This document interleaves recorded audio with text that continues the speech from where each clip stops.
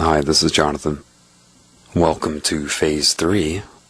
You know, nothing makes me happier than observing my role in expressing the intent of the creative spirit of everything and its love.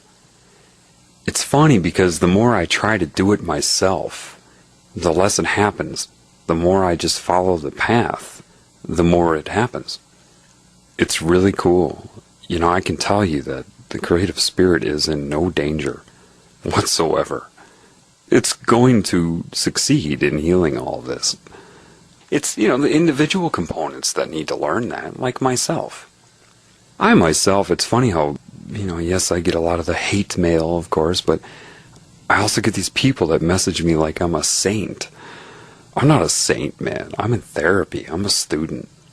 I'm trying to reconnect to the Creator, I was screwed up for the first 33 years of my life, and I feel blessed to get the opportunity to go through this therapy, no matter how difficult it is, no matter how mind-blowing it is, and the changes in your reality.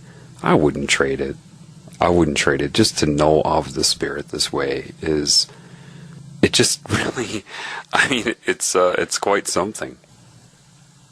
Just tonight, I just got home, and it was funny. I was going out and knowing that every time I go out, I usually run into somebody and something occurs. And tonight I was thinking, well, I know I'm going to run into somebody and teach them something. And whenever I have that attitude, like I'm going to go teach somebody something, it never seems to unfold. But when I let go and live, then it unfolds. Every time. It's like trying to be the one that helps creates resistance. Allowing yourself to be a participant in the creative spirit's creation works. That's when you get to help. When you're on behalf of everything at once and in love with it, then it's just so cool. But I just found myself going to Walmart. I thought maybe I'll just go look at things and look at subliminal messages on products and whatever, but nothing was really catching my eye, of course. Then I saw this girl, and we both walked out at the same time, and I'm thinking to myself, I saw her before. I saw a look in her face in that store. She worked there. I'm supposed to talk to her. Or my conscious mind was, I would like to talk to her. Because remember, you have your own individuality, you have your own conscious experience of life as well. And your conscious mind may have a different rationale to what you're doing than the larger intent, It's funny to watch that unfold. We were going out to her cars, and I just pulled up next to her, and I rolled down my window, and she rolled down her window. I said, hi. I think I'm supposed to talk to you. And she smiled, and I noticed right away she had that sparkle in her eyes. I could also see some pain. And the whole thing about her, she had that mysterious look. She was very attractive in her ways, so I knew, okay, I could sense her whole life and how that would bring good and bad, all at once. I just kind of could tell. And so I'm seeing that. Of course, I'm not saying all of that at once, but when you talk to people, you often have your own thoughts going, of course, at the same time. And that was probably just informing my conscious mind from the larger mind that knows both of us, because remember, we're both components to something larger. And so I started talking to her. How are you? Blah, blah, blah. And we just started talking. And so the conversation started. I said, so what are you doing tonight? And she said, oh, I'm going to go get drunk. I said, really? She said, oh, I had a nervous breakdown at work. Right then I knew, this is why I'm talking to her. I see. Okay, so I just, at this point, just kind of let it unfold. I said, well, I think we should talk. And she looked at me, and her eyes sparkled, so I knew right away that she could sense that. She said, oh, well, I have to get home to my daughter pretty soon. I said, oh, okay, well, I suppose we can just talk here then. And then eventually she told me she's married. And I said, what? She said, yeah. I said, interesting. She said, why? Well, you said you had to get home to your daughter. not to your husband. That was kind of weird. And she said, well, I'm actually not liking him very much right now. We got into a fight, and then she kind of batted her eyes at me, like flirtatious. 2 years ago, I would have been like, ooh, naughty married woman. Of course, after my God-smacking a year and a half ago. Now it's like, oh, that's another reason I'm here to talk to her. Problem with the husband, problem at work, wanting to drink. I said, I look at you and I can see right now that you deviated early in life. You tried smoking marijuana early and all of these things, and her eyes made that look like, how do you know that? And smiling, that type of thing. I said, well, I don't have to guess, I just know, I can sense it. I said, but you know what else about you? She said, what? And I said, well, you're psychic. She said, yeah, I am. I said, I know. Now ask yourself, how do I know that? How do I know you're psychic? And she just looked at me and kind of smiled a little bit. It's a good question. How did I know that? Because honestly, my conscious mind was just pulling that out of nowhere. Almost like a guess. The conscious mind would have to look at it that way, but obviously I was right, because the larger consciousness knows that. I said, there's a sparkle in your eyes. There's a reason that you and I are talking. Look into my eyes. And I started to explain to her. I went through scalar reality real quick, like I talked about in The Healing Begins Now. And she understood it. And we started talking about her being psychic. I said, well, how are you psychic? And she said, well, I have dreams. I always dream about the next day. I know if something's going to happen, this and that, and all that. I said, okay. Do you know why? Do you know how that happens? She said, no. I said, okay, well, maybe it's you're not looking at time correctly. Think of it like if I took a long piece of string, and if I resided in that string, to get from one end of the string to the other end, I'd have to follow the path of the string, right? She said, yeah. If I took that string and bunched it up into a knot and put it in my hand, to get from one end to the other, you'd still have to follow the path of the string, right? She said, yeah. I said, but if I'm on the outside of that string, or a new scale up, because we had already talked about scalar reality, I said, well, I could intersect various points of that wad of string, couldn't I? Just through one little poke. Like, so if I took a pin and went, I could intersect various parts of time. She kind of smiled, because she started to understand that. I said, think of like ribbon candy. Now, if you're inside that ribbon candy, and that's your dimension of time, well, you'd have to follow the loop and loop and loop, I said, or you could take a pin or something, go right through the middle, and intersect various folds all at once. The same thing with the third dimension. We started talking about the illusion part of it. I said, no big deal. That's just kind of like how your cells are experiencing life in your body. She said, okay. She was following. And I said, let me kind of explain why I'm here talking to you right now. And I reminded her of scalar reality. Every cell in your body sees itself as I, and you utilize the consciousness of every cell in your body to see yourself as I. You also infuse every cell in your body. So I said, who is every cell in your body? It's you, right? She said, yeah. I said, you're psychic and some things may start to be opening up to you right around now. She said, yeah.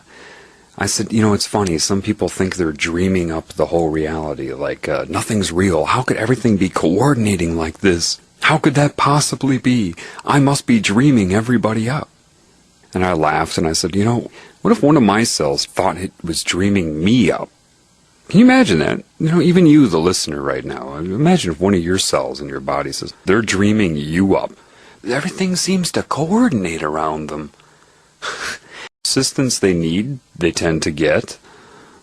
What if they started thinking they were dreaming you up? Well, that actually could be a very dangerous thought process. That could be the beginnings of cancer. No cell in your body is dreaming you up. The reason things would happen around it and coordinate around it and sustain it is because you sustain your body, which means you will sustain every cell in your body, correct? So we're laughing about that. And I gave her a little scenario to make the scalar reality functional. rather than just theory or philosophy that we're all part of the scalar reality. I said, imagine I'm sitting out in front of a gas station talking to some guy, right? And he's, a human resources manager at some company. And he's telling me about how two employees are in a fight right now and it's disrupting the work environment, and he has to counsel each one of them to try to solve their problem. And I'm listening to him. I say back, interesting, how did you get into human resources? What drew you to that position? And then his response to me is, oh, well, I'm pretty good at solving problems with people and good at counseling and working things out, and I like to help people. Interesting thing is that at the same time in his life, he happens to be fighting with his wife, for example. And he's been sleeping on the couch for a whole week, they're in this huge fight. Now, he's not telling me that, but he's going through that in his life. When I asked him why he went into human resources, and his answer was because he's good at working with people and solving problems and resolving issues that are problematic between people, it was kind of ironic for him, which triggered a little thought bubble to come up in his head, saying I'm good at solving problems, but here I am sleeping on the couch at home because I'm in a fight with my wife. And he doesn't say that to me. You often are in conversations consciously and you have thoughts that come up, but you don't say all of your thoughts. To him, that would be private for him. But that thought bubble comes up in his head, right? As soon as that thought bubble comes up, I get a tickle in my throat, and I have to clear it, like that.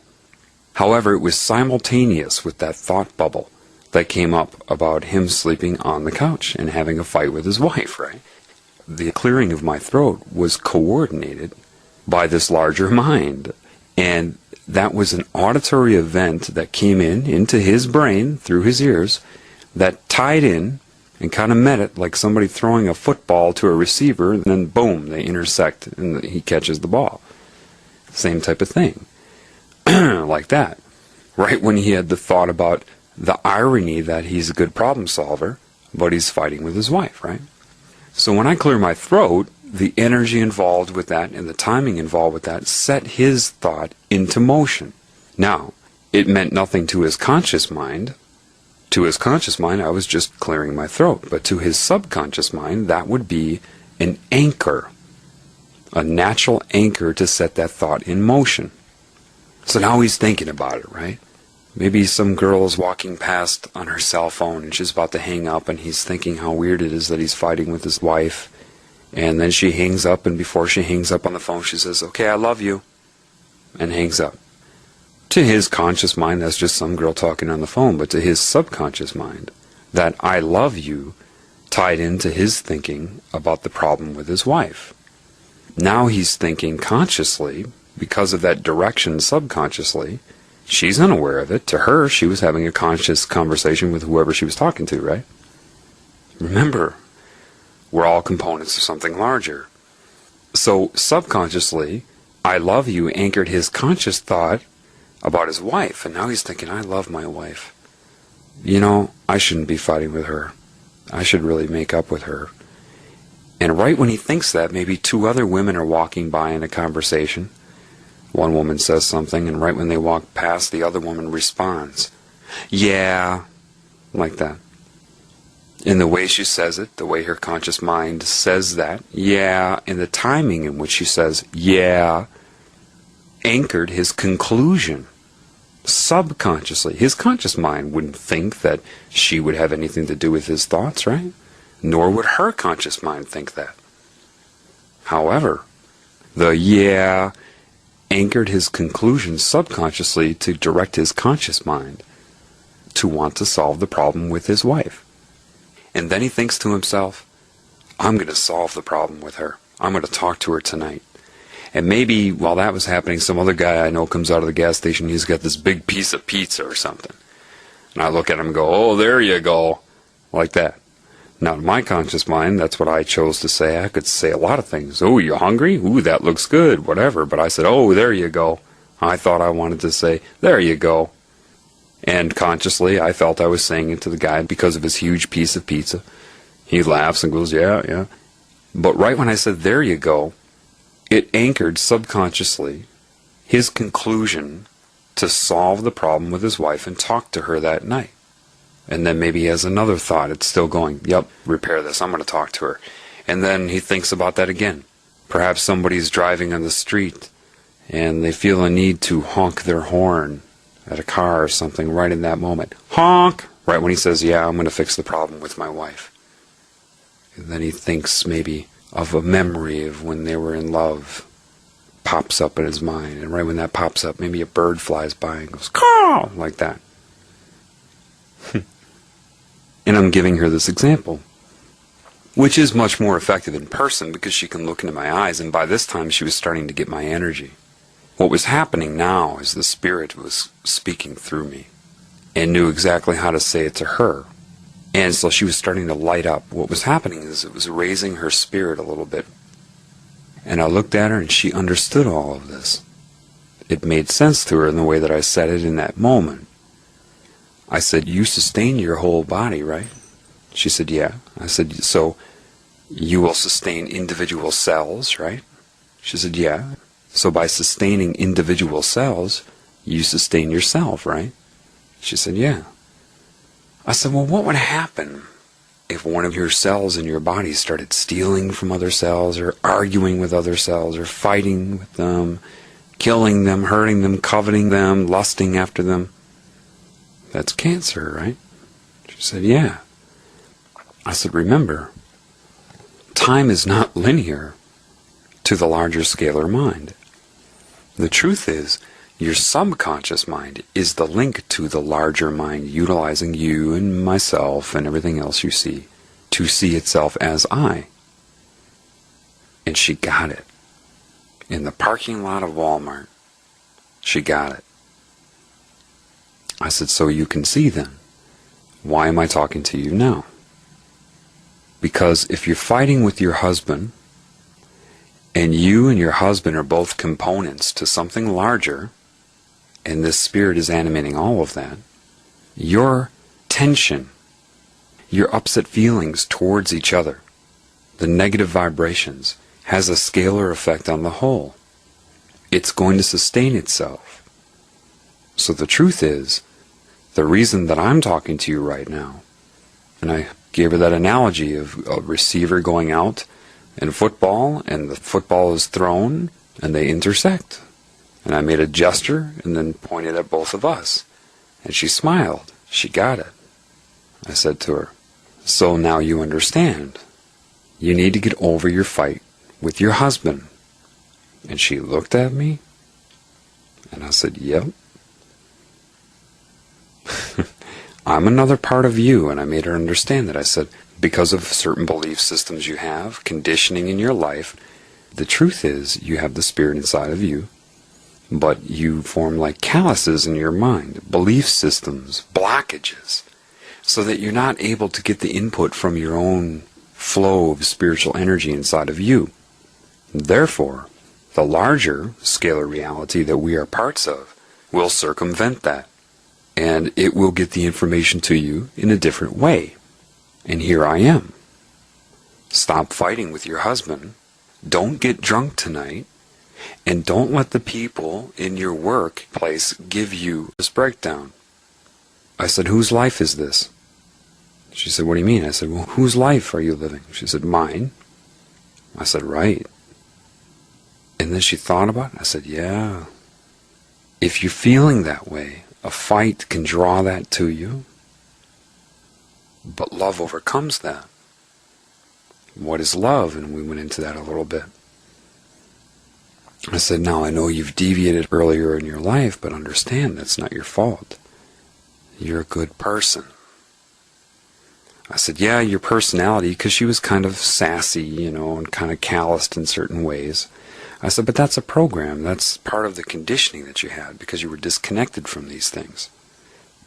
That can change in an instant. Your belief that you should be bitchy here and not there, and have this belief about people, that all can change in an instant. She got it. This is why I like to talk to people in person, to be led to talk to people in person. You just can't quite do it on the internet. It's not the same as a fluid, alive interaction. You know, you look at me, I'm possessed by how many entities? Some would call them demons. Could the demons screw with my mind during that? Maybe 2 years ago. But see, if my intentions are good, meaning if my intention is out of the appreciation and love for the creative spirit of everything, and I understand the maintenance and its intent, the demon can't interfere with that. It knows that. It can't. Because love is too powerful. When I see the sparkle in her eyes, because she was getting it. She was getting it, and this was not a very long conversation. It was so psychic. When we started talking about her psychic ability, I said, well, there are different types of psychic. You understand how I explained the guy in front of the gas station in that conversation, right? She said, yeah. I said, okay. Well, think of it like this. Imagine you and, say, one of your girlfriends back in high school. It was a Friday night, and it was a Friday, and maybe you wanted to get alcohol for that night or something, and you were planning on doing that. And then one of your teachers walks up, and you both are talking about getting alcohol, and then the teacher walks up, and you're like, oh, hi, Mrs. So-and-so. She's like, hi, girls. How are you doing? Oh, we're doing fine, blah, blah, blah. You obviously stopped talking about getting the alcohol, right?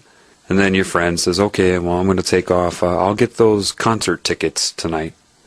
And for a second, you're like, concert ticket? Oh, okay. Yeah, cool.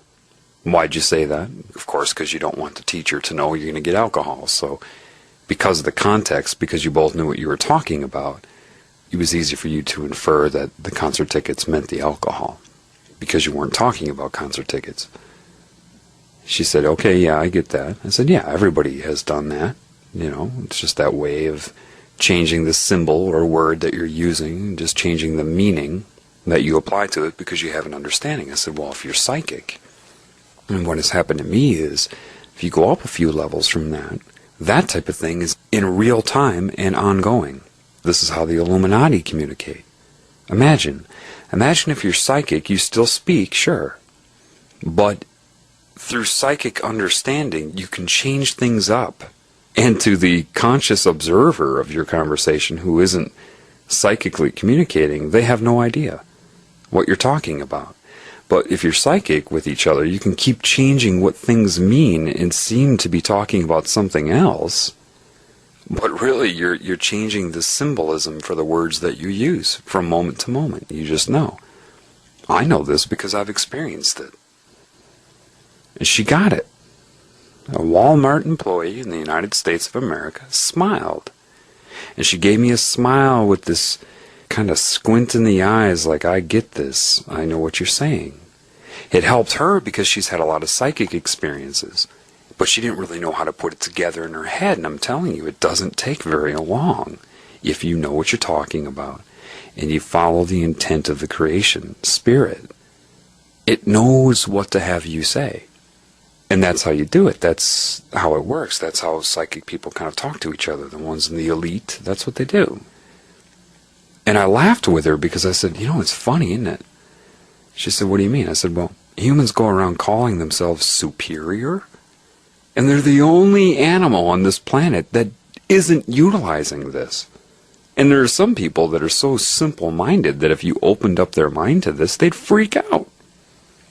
And animals, even the most simplistic animals, use this every day. I said, how do you think animals find their way around? How do you think a lost animal finds its way home? The superior human says, I don't understand that. How do they find their way home? How does a butterfly make it from South America to Canada? And the butterfly's brain is tiny. It doesn't memorize all of that stuff. It's utilizing the cues from moment to moment with the guidance of the larger scalar reality. And it's funny because humans can be traumatized by opening up to this at first. It's almost hilarious because what popped into my head was like, I don't know why this popped into my head, but this old movie called Amazon Women from the Moon, and you just have to see it to know what it is. But there's a scene with William Shatner where he's on the lunar base, and there's all these lights, and they're beeping and flashing, right? And he's trying to talk to whoever's on the communicator with him, and yes, and things are going okay. here on the moon, but I gotta tell you, these lights are just beeping and flashing and beeping and flashing and beeping and flashing. It's driving me crazy. And it's kind of like that, because people that aren't aware of this, when they open up to it, all these anchors are being given to them in direct response to their thoughts. Everywhere you go, people are like touching their nose. You know, you look around, they're grabbing their earlobe, all these little signs, they're clearing their throat in response to your thoughts. You know, that type of thing. Next thing you know, everybody around you's doing that in response to you. And it's funny, but you gotta go through it. But it is funny, because it happens all the time. But it's not that you're dreaming everybody up. It's that you're all components of something larger. The beauty is you'll have your conscious experience of that. Like I told her, I said, you know, this is what's happening. I was guided to you to make you understand certain things in your life. You're psychic. I was to guide you on how to understand that a little bit. That your fight right now is unimportant and needs to be resolved. That your nervous breakdown's over. I said, when was your nervous breakdown? She said, well, today at work. I said, well, that's already in the past. She looked at me. I said, well, why are you upset now? Well, because people were so mean to me. Were? Yeah. Yeah, but it's only right now. And it's one thing to maybe hear that on tape. It's another thing to have the eye contact, the energy. See, our energy bonded like a covalent bond between two atoms in that moment. So we had the exchange of intent, and I was able to communicate with her. And that was it. Then I said, okay. I mean, so you understand that? She said, yeah. And she was just smiling, and you could see her whole state had been changed. All kinds of questions answered for her in just like a half an hour, not even a half an hour. And I said, okay, nice meeting you. Bye. And she smiled and rolled up her window, and bye. Everything changed. What really happened? We're both parts to something larger, and it directed me to her for that reason. Now, my conscious mind also had its own experience of that. A conversation with a girl who got to philosophize about this, explain a few things, you know, but there were many other things happening in that conversation that my conscious mind was unaware of, that her conscious mind was unaware of, but her state was evidence of it. The way she felt by the end of it was the evidence of all the things happening. Energy and all kinds of things I would have been unaware of. And that's beautiful. It's beautiful because that was the spirit maintaining itself. That's all. Okay? And if you haven't figured it out yet, this is how they extracted neuro-linguistic programming, by the way. It's funny, I get people that send me messages and say, boy, it sounds like you must have studied up on neuro-linguistic programming. No. And another guy's like, you sound like a neuro-linguistic programming connoisseur. Nope. What do you mean, no? What do you mean? Like I read about it? Like I had to watch a video? No. I'm being taught by the Spirit from the ground up. So I don't need to memorize that, you see. Somebody referred me to a Richard Bandler video. That was funny. I only needed to watch it for a minute just to see what he was calling it. Oh, you're calling it neuro-linguistic programming? Okay. So that's what you call it. And I know he's aware of some of this. He's talking about the submodalities of speech and how they go to the subconscious mind and everything. But see, his intention is quite different. See, in his speech, in his lecture, he has hypnotherapists and psychologists all there to learn NLP, right? They're not learning a thing. I know they're not, even though he's teaching it to them. How do I know that? Because he's programming their mind throughout the entire lecture. It's ridiculous. And there's a lot of things that, well, I'll have to show you. I guess maybe I can put a clip of it for you. There's one sequence where he literally programs people with NLP to resent God. Because I have a tendency to talk real quickly.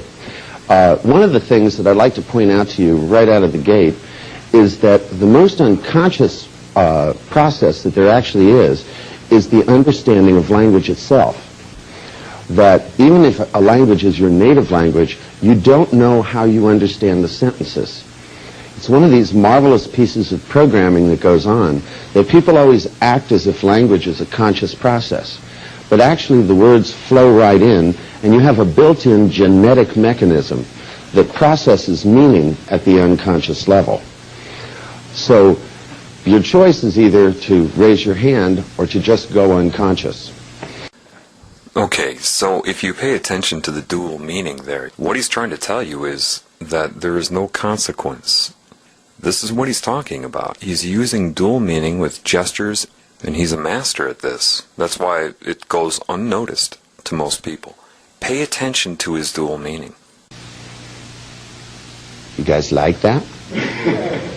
Now, open your eyes and hold that thought, because the increase that you made in your own pleasure is called running your own brain. This is what it feels like to be in charge of your brain. It means you can feel good. Now, it means when you feel bad, you just turn the brightness down, push the pictures away. See, how many of you, have thought about you're going to go do something and you think it's going to be unpleasant? And so you suffer and suffer and suffer, and when you get there, the place is closed. You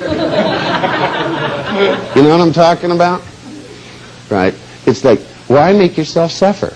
How many of you have thought about doing something, and you think it's going to be unpleasant, and you suffer and suffer and suffer, and when you get there, the place is closed?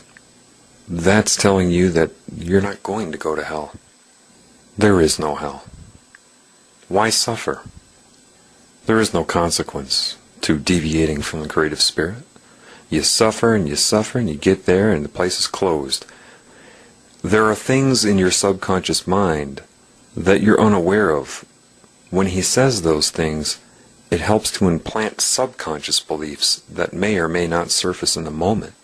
This in and of itself won't do much, but as you put things together in progression, it starts to shape the mind. But yet we've been trained, we've grown and built patterns that this is what we're supposed to do. You're absolved. You don't have to do that anymore when you learn that you could sit right here and increase the pleasure that you got from something you enjoyed. If you notice, he's really talking about pleasure. Now remember, mind control is also highly based upon pleasure and pain. Seeking pleasure and avoiding pain. The idea of good offsetting bad, the binary bipolar consciousness, bouncing you back and forth in your mind between good and bad like a tennis ball in a tennis match. So he's really trying to install the idea of good and bad, and consequences for doing anything good, and that bad would have the pleasure involved with it. Do you understand? See, to me, like the kinds of things that are worthwhile to take NLP to do is like how many of you are in a relationship, whether you're married or not, I don't care. But I mean, you're a couple of some kind, right? Wouldn't it be nice if every time you saw the other person in the couple, the feelings that you had were just totally outside? I mean, you just lit up like a light bulb and enjoyed it? Isn't it? See, that's to me is worthwhile change. That's the kind of stuff I'm after. A lot of people go, well, sometimes I feel bad about this. And I stop it. To me, what I want to do is take all the good feelings and be able to really amplify them. Now, what the steps we're going to go through is the first thing I want to do is to sort out this thing about elicitation. Come on in. Why don't you come with me, little girl, on a magic carpet ride? Now, I always love it when the guy comes in to change the coffee and stuff. I like to throw embedded commands at them. Next time one comes in, you watch. See what we can get them to do. And it really freezes that frame in that picture. It's like talking about fall and a trip you're going to go on. It's nice if there's a set of stairs. It's a hobby. Everybody has to have one. Learn your language patterns. Now, what I want you to do is, and you guys didn't burn bees when you were little kids, and you don't enjoy spraying ants? Mm-hmm. You guys aren't the ones going to horror films? He follows up and reinforces it. And you guys didn't burn bees when you were kids? And enjoy spraying ants? Enjoy. You see how he sets it up with pleasure first, and now he talks about the enjoyment of killing. Talking about that fall and that trip you're going to go on to hell. It's nice that there's a set of stairs. People are laughing because they're just trying to be social in the class. They have no idea what he's doing to their subconscious mind. You aren't the ones going to horror films. First of all, there's a certain group that writes these horror films and floods you with them and gives you subconscious NLP and subliminal messages to think in your mind that you want to go see them. He's placing the blame upon you and your lack of judgment because you have no idea of the sublime control of your mind. He's just programming that as he goes. He's very good. You have to take them seriously. See, when I was in college, you guys will get a kick out of this. The only course I ever flunked was Psych 1A. And I got a D in speech. And so what do I end up doing? Lecturing the psychologists. Just shows you about American college education. Now, the thing, my belief system says, oh yeah? So you think your God is tough? Now, the thing is that for me, once you start to take and learn how to switch submodalities. Oh yeah? So you think your God is tough? Your God. That's a demon speaking through him. That's exactly what's happening. And this is just a few clips of this guy. I highly suggest you download the Hypnosis Party Pack, where there's lots of his videos in there. He's always referring to his affinity for demonic mentality. Of course, they never say it directly, but they often will refer to it. So you think your God is tough. What does that mean? We decided that what we should do is to amplify the person. So that what we do now is we build a different kind of an anchor. The kind of an anchor that we built. You want to come up here and help me? Would you come on up here? Yeah, you have that confused look on your face that always makes a good demonstration subject. The unsuspecting soul. Just sit down and trust me. Yeah, and uncross your legs here. You don't have to be ladylike right now. I need your leg. Okay. The unsuspecting soul. Not person. Not person. Not human. Not individual. The unsuspecting soul. Show them it works. Now, the way in which I built the anchor is instead of anchoring by location, what I did instead was to build a sliding anchor. The first time I elicited the response, so if you stop, and what I'm going to have you do in this exercise is I want you to have the person think of something which they consider to be one of the most intense, pleasurable experiences they can think of. And tell them to think of whatever comes to mind. Ooh, yeah. Hey, look, if you're going to make life wonderful, go for it. You know, don't think of something which would be nice. You know, fuck that shit, man. Go for it.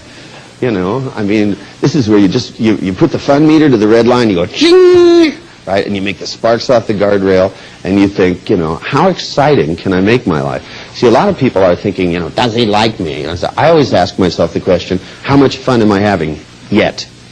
Now, you've got to understand that the ruling elite, which none of you seem to be able to identify yet, because they're possessed by demons, one of their biggest focuses other than fear is sexual energy and sexual deviance. The idea of getting the people they do not identify with to be sexually perverted, to tear them away from God, to tear them away from the Creator.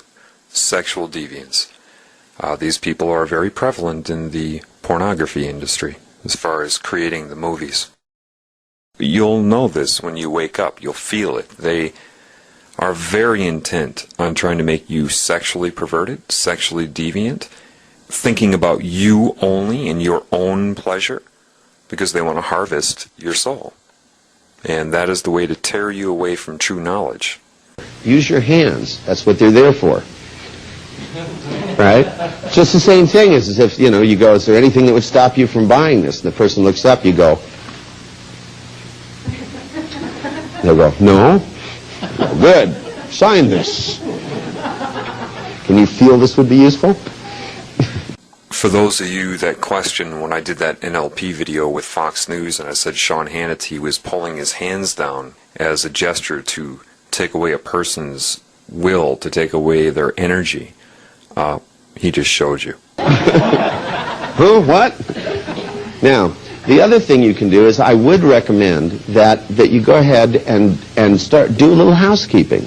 Remember that as long you want to keep it hot while it's hot. That maybe you can go through, and I would recommend just for the hell of it that you go. Oh my God! Trying to strangle me here.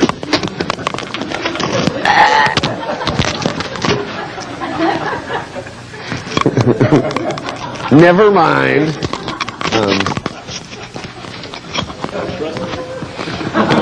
Now this is the most important one, and I know that most people missed this, so I'll play it again for you.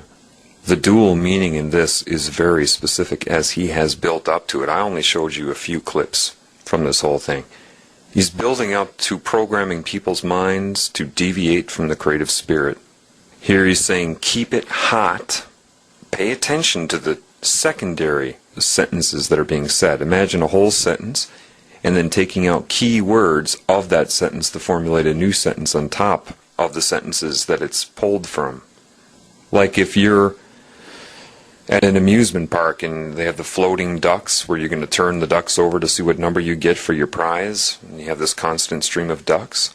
Now imagine taking out every fifth duck, and each of those ducks creates a different stream of ducks. It's kind of how he is using key words. Keep it hot, just for the hell of it.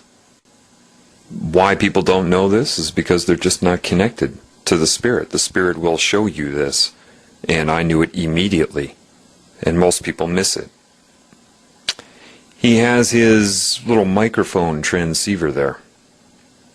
He purposely, in coordination with what he was already saying about keeping it hot and for the hell of it, if you watch closely, and I'll show you again, he knocks it off himself so that he can say, oh God, you're trying to strangle me here.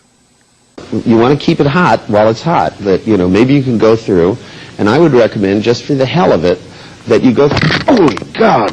Trying to strangle me here. For the hell of it that you go. Oh my God! For the hell of it that you go. Oh my God! For the hell of it that you go. Oh my God! Through, and I would recommend just for the hell of it that you go. Oh my God! Trying to strangle me here. Now that is loaded.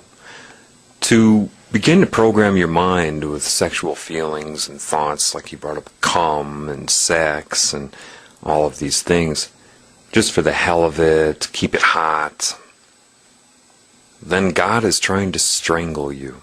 Well, it serves many purposes. On one level, it makes you resent God. God's trying to strangle you, as if that's what the Spirit really does. Two, if you're part of a group who has created religion, then it serves the purpose to create this binary conflict in the mind, to bring rise to deviant thoughts like that, and then use their version of a God, which is the wrathful, punishing, put you back into this cycle on earth for your sins type of God. The truth is, what he really did there is he was playing God and the devil, and playing it with their minds. He was playing with their minds as the devil and God, because the demons play both sides to keep you in line. And they program your mind, like I've been telling you, with deviance, and then scare you because you think those thoughts are yours. It helps determine where you go after you die. He set that whole thing up. He had that all planned out. Watch him. He purposely knocks that transceiver off of the chair so he could say that, so he could lead it up to that. That is a good example of how they're programming your mind, which is just another reason why you need to learn this language. why you need to connect to the creative spirit, so it can show you that, so you don't even have to assess it. I myself saw it the first time, knew what he was doing throughout the whole lecture. I think it's time you connect to the creative spirit, the real God, because the creative spirit has had enough of that type of thing. Through, and I would recommend, just for the hell of it, that you go, holy God, trying to strangle me here, through, and I would recommend, just for the hell of it, that you go, holy God, trying to strangle me here, through, and I would recommend, just for the hell of it, that you go, holy God, trying to strangle me here, through, and I would recommend, just for the hell of it, that you go, holy God, trying to strangle me here. So anyway, you can download a torrent called the Hypnosis Party Pack. Somebody referred me to that. And just do the videos of Richard Bandler. Now, you can watch his other video, Richard Bandler, I believe it's called Neurohypnotic Repattering. Watch it. See how many times he refers to himself almost directly as being possessed by a demon. He mocks Christ in it, makes fun of the crucifixion. Listen, if you are somebody who's starting to wake up, and you've noticed that, perhaps you've noticed more synchronicity in your life, then you're going to get the hang of all of this relatively quick. So, the language of life, what I'm trying to show you in terms of the psychic interpretation of dual meaning, and everything I'm telling you about, the larger scalar mind always communicating through you and through people and through life, is very important for you to learn. It will make something like reverse speech analysis completely obsolete. So much more will be revealed to you this way. That I can promise. And I guarantee you, I promise you, Richard Bandler is completely aware of it. And Richard Bandler is completely aware of it. And he uses it psychically. I guarantee you he is psychic. He even talks about elicitation. They use that word in the spy trade. Elicitation is the term applied to the subtle extraction of information during an apparently normal and innocent conversation. Because these people know. They know what you reveal this way. The larger mind, the entities that they're in tune with, will try to guide them about people. A lot of the touching of the nose and grabbing of the ear, they call these things thought tags or thought labels.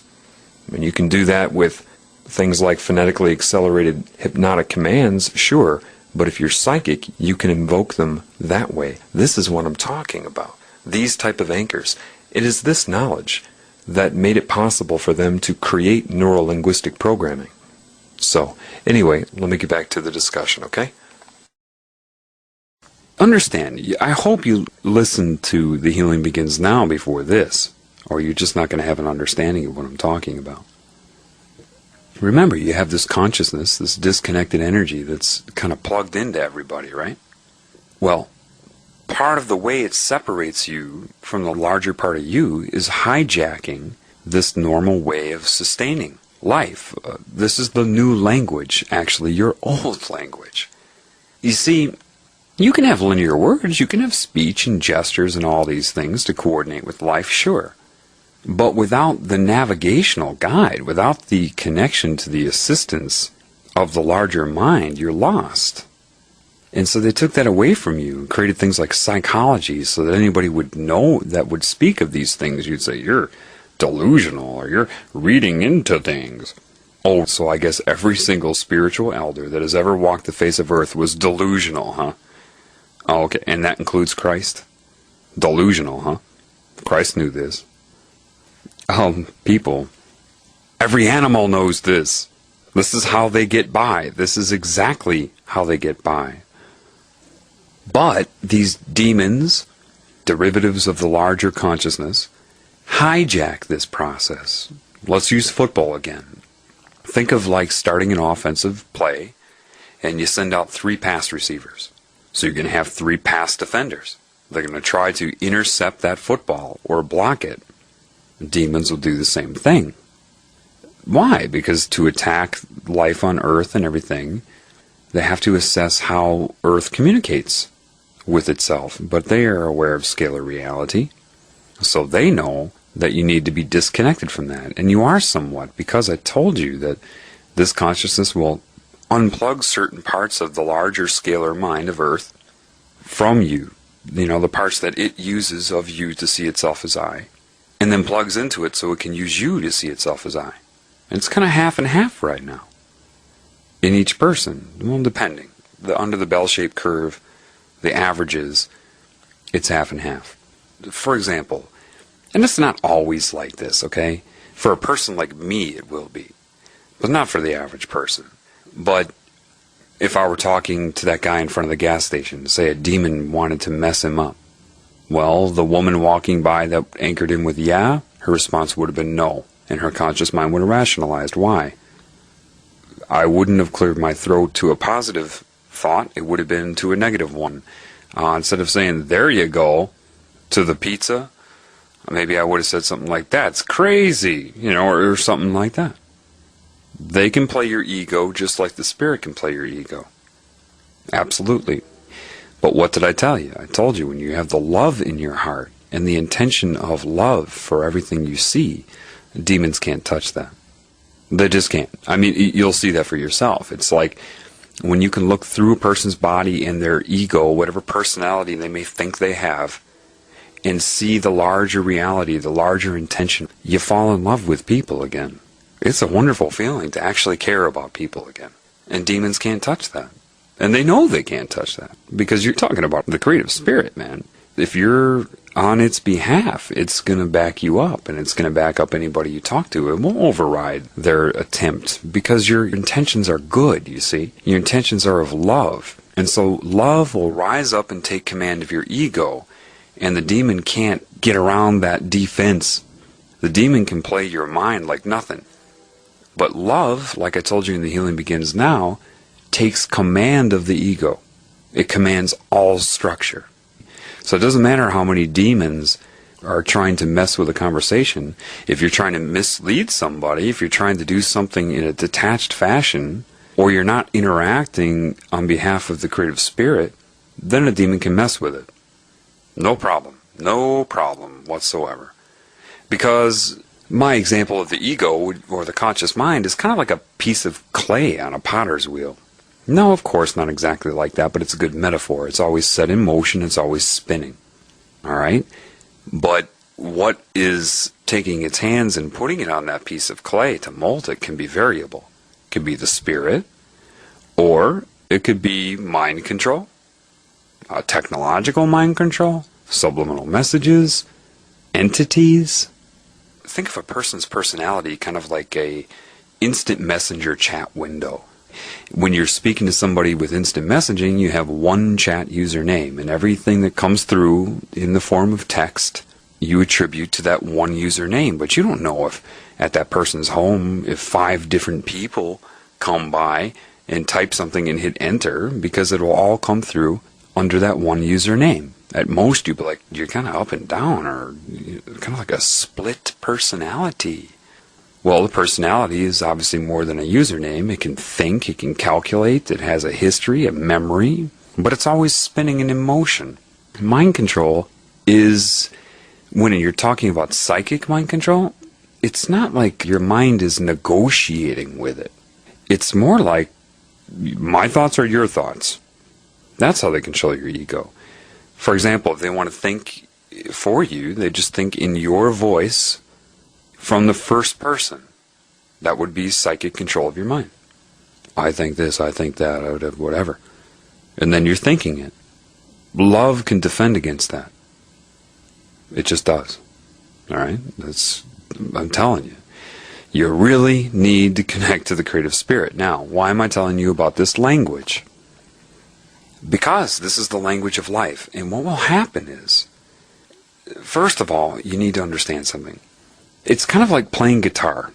All right? Say you've never played guitar before, but it appeals to you. Or any instrument, but I'll use guitar. And you want to play guitar, and you pick up a guitar, and you're thinking to yourself, oh, I want to play this Dave Matthews song. You've never played before. You don't have the calluses formulated on your fingertips. You don't have the muscular strength in your fingers, the neuromuscular coordination to play. And you play, and it's just like one string at a time. And you're sitting there, you're struggling, you're trying to get each finger on each string, and you feel totally uncoordinated. It's just muted and sounds awful. Now, a lot of people do that, and they're pissed because they assume they're going to be able to play their favorite guitarist music, and they can't. And then they give up right away. Screw this. It's too hard. But for any of you that haven't given up, you know. You stick with it, you start to get the calluses, you get the strength in the fingers, and you can't quite get the chord yet. You can put your fingers on each string and play it, and it sounds good, but you can't just land all your fingers down at once. You look at other guitar players that can do that, and you're like, how do they do that? And they're not even looking at it either. How do they do that? Right? And you try it, maybe you go through some exercises and you screw it up, but then there's that salient moment. Maybe you take a break from guitar for a few days, right? And your brain starts rewiring. You don't even know it. Right? And then that one day you just pick up the guitar and you just, for the heck of it, you just try to play a chord all at once, and wham! You nail it. And you can't believe it. Wait a minute. I just landed all my fingers down at once. I can do it. And it just seems to happen, right? This is kind of why I was led, of course, to the Karate Kid video. You all have learned so much, you just don't know it yet. You don't know it. In your own lives, what you're going to find, know it. In your own lives, what you're going to find as you go through this process, that there are so many things that have happened in your life, and those are very important, because it's one thing for someone to teach you and try to induce something new. It's another thing to have already gone through it so you can look back in retrospect and have that and be like, yes, I've seen that before. Yes, I can draw upon that. I can draw upon this. It's all about putting it together like Miyagi did with the wax on, wax off and all that stuff. He had learned it, he just didn't know it yet. Same thing here. A lot of you, after the healing begins now, started experiencing synchronicity, you call it. Things just started happening way too often that it had to be more than coincidence. You started getting messages when you needed them, right? And if you were upset, you started getting hate mail. All these things started happening. Some people didn't know how to handle that. Am I dreaming this whole reality? Another thing people will say is, life is just a reflection of yourself. You're just bouncing your own mind off everything back onto yourself. Well, yes and no. In a situation like tonight, where I was led to that girl, that wouldn't have been me bouncing my thoughts onto myself off of life. That was the larger mind speaking directly to me and to her. The larger scale of reality. People think that they're reflecting their thoughts off of life back onto themselves because it synchronizes itself around them. But that is how it sustains itself. Do you understand that? Just like you sustain every part of your body. Yes, it can handle all of you at once. You handle every single cell in your body. Do you know how complex the cellular processes are for each cell? And you do all that. You manage all of that. So what is the creative spirit then? Do you get it yet? It's it's the spirit, man, animating everything, every cell in your body and every person and earth and everything up and up and up. That's creation. It's real. Yes, every animal knows it. Listen, maybe it's time that superior humans catch up to all the other animals. I understand there's this negative cancerous consciousness. Now, I already told you that if your intentions are of love, it will override it. Okay? The more pure your thoughts are as far as the intent, following the flow of the creative force, moving with it, the more things will be positive. But why do I tell you to get out into nature? Why is that a big one? Well, you've got to understand something. Animals have not been hit with fluoride, aspartame, indoctrination into rigid religious belief systems. They're not hit with television, subliminal messages in magazines. They didn't get vaccinated. They have a more active connection to the creative spirit, especially the vegetarian animals. The predators are kind of in between. But the vegetarian ones, they're of the spirit. So when you get out into nature, there's so much life out there. See, humans are like the cancerous tissue. So you're all connected to this cancerous consciousness in one way or another. You just are, okay? Otherwise, I mean, look how many people there are. It's like a tumor. If you want to see how Earth sees humans on its time scale, because remember, your life is very short to the Earth. You know, you look at an atom and it's vibrating too fast for you to even be able to observe. You look at a galaxy with dark energy around it, which is like the scalar larger analog to an atom, and it's motionless to you. It stands still to you. And your life, time moves just right, doesn't it? So Earth is on a different time scale than you for its own conscious awareness. So the way Earth would look at you, imagine taking one picture of the demographics of people on Earth every 5 years since the beginning of mankind, and using each picture as one frame in a 30 frame per second video. That would be 150 years per second. And watch that video of the spread of mankind.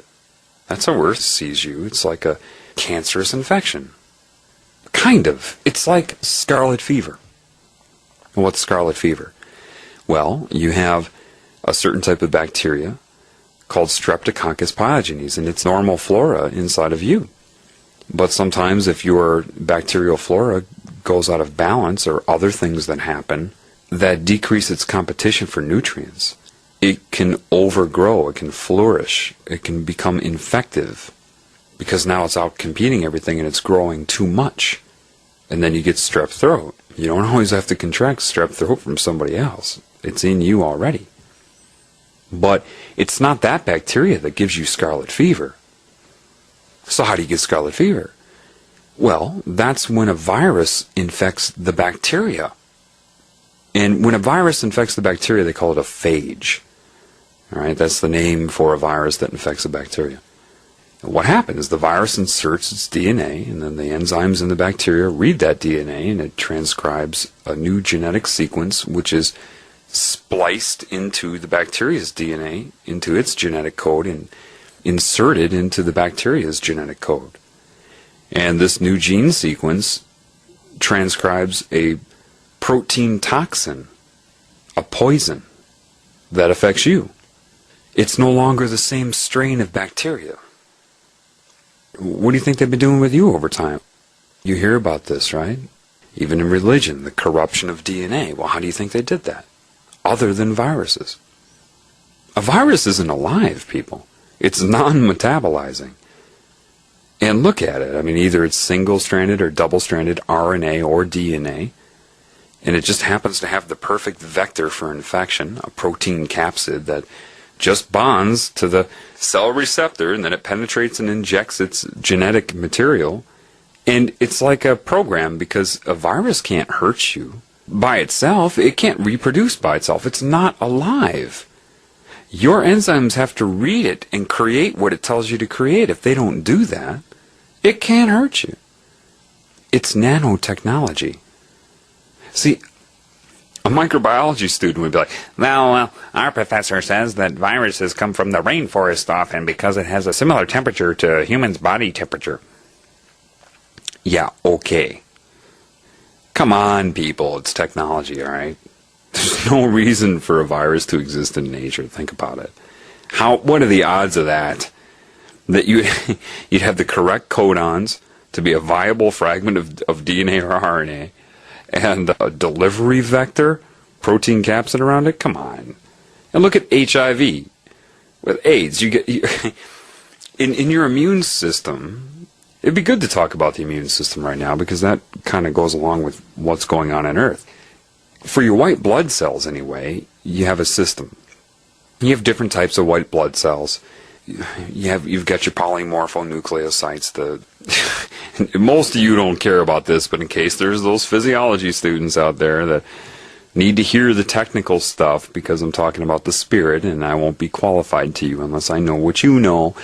Yes, I know what those are, the eosinophils, basophils, neutrophils, okay, and then you've got your monomorphs, and those are the T and Bs, and the monocytes, which you call a macrophage when it's in the body because it's mobile. The macrophage is kind of like the cop, all right? It's always going around your body sampling stuff, looking for anything that it would consider to be an antigen or something that it sees as foreign to the body. So if it finds something like a bacteria that's foreign, that's infective, it will engulf it. That's why they call it a phagocytical cell, P-H-A-G-O. Phag means to engulf, to eat. Cyte means, well, cell. So it's a phagocyte. And so it will engulf it and then display its material, the contents of the bacteria, on its cell wall. Then it takes a little trip into, say, a lymph node. There you have many white blood cells already there that, in fact, you're born with, I guess, up to like 500,000. In fact, you're born with, I guess, up to like 500,000 different types of combinations already there to handle infections. Like you're already pre-programmed to fight off up to 500,000 different potential infecting agents, right? But it's very generic, so if something new comes into your body, what happens is this macrophage will go in there and say, hey, look what I got. Of course, no, it's not speaking English, all right? I'm just being metaphorical. It goes in there and says, look, anybody here know what this is? Anybody, can you handle it? And it's not just what scientists tell you. It's not just show and tell. All right, this happens in different dimensions as well. Do you know your body communicates not only in the third dimension? You have many different types of communication, many different paths of communication, not just hormonal, not just neurological. Consciousness, and that consciousness is not limited to the third dimension, nor is the immune system. But anyway, so eventually maybe this macrophage encounters a white blood cell that says, hey, wait, I kind of have something that can deal with that. That's pretty similar to how I'm made. Here, just give me a moment. Let me change a few things up. They call this genetic recombination. So it changes its genetic sequencing a little bit so that it can effectively go after the infection. Once it's done, and once it's changed itself to be correct, and so that it can handle it, and it divides and puts clones of itself dormant. They call those memory cells, and that's your immunity, in case that pathogen comes back to the body again. So you don't have to go through this whole process. But when it's identified and says, okay, I'm the one to take care of it, then it will turn on a receptor on its cell wall, and all the other ones will turn their receptors off. And this is a receptor to a substance called interleukin-2. Inter means between, leukin means white blood cell. It's a hormone secreted by your helper cells. And what this hormone does is it causes rapid cell division. They divide fast. I mean, your lymph nodes will literally become packed wall to wall with white blood cells. This is why a doctor will feel your lymph nodes, right? If they're swollen, that means that your immune system is trying to fight something off. HIV goes after the helper cells, the one that secretes interleukin-2. So without that, you don't get the rapid cell division. Yeah, I'm sure that just happened to show up in the rainforest somewhere as a freak of nature. No, man. Viruses are nanotechnology. Let me explain why I'm talking about the immune system here. This is not a lecture in physiology, even though it may appear to be that way. It's not a lecture in immunology for the sake of immunology. See the patterns. Why would I be talking about genetic recombination of a white blood cell? Because Earth has a similar situation going on, but just on a larger scale. So the people that are, quote, waking up are undergoing a similar process. The spirit can change your genetic code through resonance. Your spirit can do that. Part of you, your awareness, your understandings, your learning of this language, is similar in its pattern to genetic recombination. What it's doing is better equipping you to handle the problem. Learn to recognize the consistency of life, its patterns throughout all scales. This is why I wanted to demonstrate for you that this exists. And if you know it exists in your body, why would it be any different on this scale? Part of your learning this new information, opening up your awareness and such, is part of a similar process to genetic recombination of a white blood cell, enabling you to help. Okay?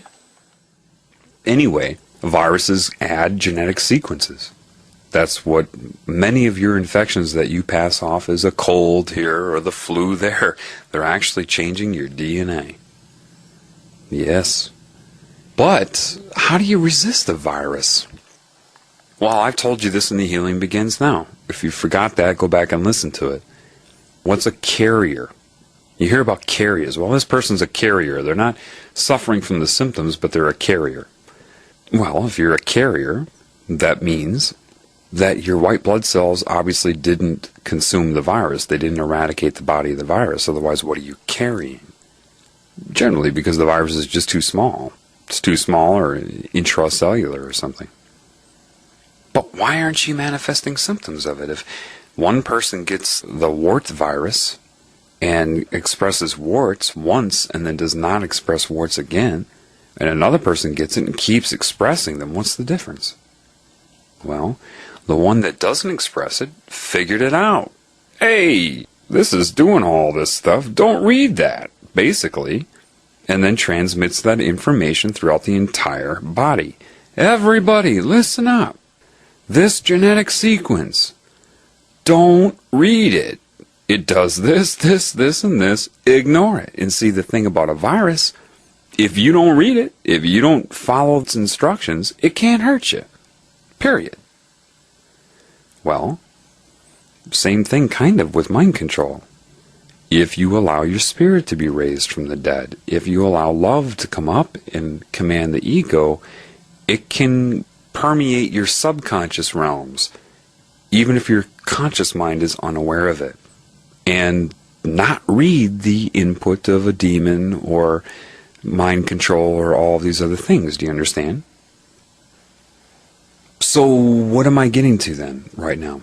Basically, the earth and the spirit through the earth has assessed this infection. What is it doing? How are people under this trance? What is going on? Because people are being used to consume earth. They're drilling up the oil, digging up the gold and silver, all the minerals and crystals and all these constituents that the earth needs for its body on its time scale. Humans are eating earth alive, all right? Because they're connected to a consciousness that is doing that, just like cancer cells eat you alive. They eat up your essence. You know, something similar like that, okay? Think of it maybe like scarlet fever. That's another way to look at it. You know, our DNA has changed. We were more simple as far as intellect before, but we were connected to so much more knowledge before. And they upgraded our cortex so that we could carry out the functions to eat the planet. All right? This is where psychology comes in. Because they knew that if they upgraded our cortex somewhat, if we developed the ability to question, they've got to put out many of these fake answers. All right? That's where the whole thing comes from. Because if you question, you're going to start to question, wait a minute, what are we doing? We're evil here. We're eating animals. We're consuming the earth. That's not right. So that's what they use mind control for. This larger consciousness, you hear about a queen. They worship the queen and all these things. Well, look at how a bee hive works. Look at how ants work. They found that if you kill the queen bee or the queen ant, the ants don't know what to do. They're lost. They're chaotic because they're mind controlled by the queen. Certain creations, people, are not indigenous to Earth. They're creations of something that happened a long time ago, like even predators. Generally, there's no such thing as a predator. Life on Earth is crazy. But they changed the resonance. How hard is that? How hard is it to create a predator when you are like these beings or this cancer consciousness? You got to understand that DNA is not the same thing as the genetic code. DNA is like a piano keyboard. The genetic code is whatever you're playing on that piano keyboard at any given time. To create a saber-toothed tiger, to create these early predators, they just either infected them with viruses directly, changed their vibration, changed their resonance to create new traits and instincts. But I know that's not normal. How do I know that? Well, remember I told you that you'll have things that happened in your life that you can draw upon in retrospect to verify what you're going through right now, to guide you to the truth. About 4 years ago, I remember I was sitting there reading. And my cat was waiting by the door. His tail swinging back and forth, and he's just waiting there. He was waiting there for like an hour, excited about something, but very still. I didn't really know what he was doing, and I just kept reading. And all of a sudden I heard this pounce, and this squeak, squeak, squeak, squeak, and I'm like, oh my God, it's a mouse. He got a mouse. So I quickly got up and I walked over there and I squatted down, and he had his paw on this poor little mouse. This mouse was on his back and his legs were just kicking, and he was squeaking and scared to death. And suddenly I just felt the fear in the mouse and this tremendous sympathy for that mouse. And I also loved my cat, and I knew that that was his, quote, genetic program. That was his, quote, instinct. I loved my cat. It wasn't his fault. Heck, I even got him toys that mimicked mice. He was following his genetic program. But in that moment, I loved my cat. I wasn't blaming him, even though that mouse would call my cat more evil than a human would call a demon. Because cats don't just kill you. They play with you. Would a mouse not call a cat the most evil thing ever? This poor little mouse is on his back, and Cosmo's got his paw on that mouse. And in that moment, suddenly the intention, looking back, I know now. I just experienced it then, now I understand. My love, and the love of the larger scalar spirit, came through. I loved my cat, and I loved that mouse. And I gently started petting my cat. I didn't restrain him, I didn't yell at him, I didn't hold him back, I didn't make him do anything. I just expressed my intention. Just the intention. It wasn't like I was trying to radiate energy at him. It just was what it was. And he picked up on it. I loved the mouse and I loved my cat. And then by himself, he took his paw off of the mouse. On his own. I didn't make him do it. And then that mouse turned over and slowly walked away right in front of him. And I was so proud of him. It was the love that was able to override and command the ego of my cat. It wasn't my mind commanding his mind. It was the love and intention of the spirit. It changed his DNA. In that moment, he was not a predator. He decided to let that mouse go. So what is a predator then? Other than a perversion of DNA. You weren't around for the original history, the original flora and fauna of planet Earth. They created the food chain on purpose, a long time ago, and with ease. So easy you have no idea the complexity of this consciousness.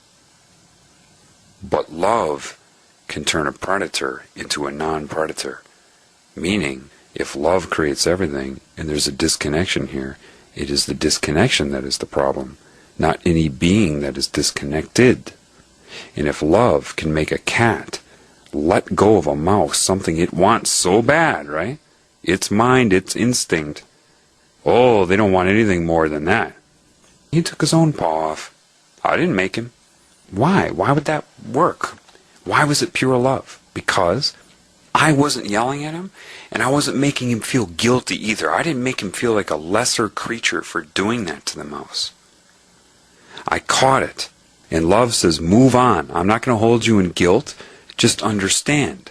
I love you too, and I'm not going to punish you or anything. I want you to understand right now. If I were to yell at him, that would have just exacerbated his predator instinct. If I tried to restrain him, that would have, with a bipolar mind, the mind mechanism, would have just activated him as a predator by making him feel guilty so he backlashes against it, right? It's like going up to an alcoholic and yelling at him for being an alcoholic. What are they going to do? Probably go to the store and buy a six-pack because you exacerbated the addiction. So I know that love can override these things, and I know that if that happened, then everything you think is not. Predator? I don't think so. I think things are going to change. And one thing I sense from the creative spirit is confidence. I mean, it's confident. It's not here to judge anything. It's here to fix it. If you get an injury in your body, you allocate more of your spiritual essence to that injury in that moment. Now, to those cells, it could seem like a real long time. Different scalar time reality. And you're thinking, well, how could God let this happen? Well, understand something. Imagine being the creative spirit. It's just you, right? You're all alone and you know it. Let's pretend there's a starting point. You know you're all there is. You're the largest of the large. You're not sitting there thinking you're going to meet somebody else. If you are, then you're not what I'm talking about. We'll have to go up on the scale. I'm talking about the creative spirit, right? And you have all this love, and that's your catalyst for creation. The fact that you're alone and you have love. Makes sense, right? If you're all alone, you want companionship. And if you're going to create, and this obviously is more than dissociation, this is divine creation we're talking about. And if you're going to do that, you're not going to make puppets that you control their every move. Why?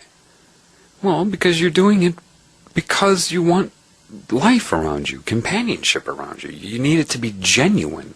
You're not going to get company or companionship by putting on a puppet show for yourself. Especially if you know you're doing it, you know? So you have to have free will, or a mind. And you can create beings that can go from one body to another body, to one world to another world, and have layers like that, sure. And you enjoy it because it's interesting to see how they perceive your creations, what they do with it, how they express it, and that's part of the enjoyment. And so you have to have free will for that, for your own needs, and it just works out that way. And it's all intertwined anyway in the scalar reality. But with free will, hey, you can ride your bike and fall off and skin your knee and bang it up. And the skin cells could be like, how could God let this happen, you awful God? You could lie in the sun too long and damage some cells and traumatize them, and then the consciousness in that cell disconnects from you and puts a bubble around itself out of fear and pain, and then tries to survive and perhaps becomes cancerous, which can be healed with love, by the way. You can stub your toe. The bone cells in your toe could be like, oh, it must be a bad God. How could this happen? Well, that's part of free will. It just is. It's just part of free will. And listen, if you had to choose and do it all over again to avoid the pains that may happen here and there, would you substitute that for a puppet show for yourself?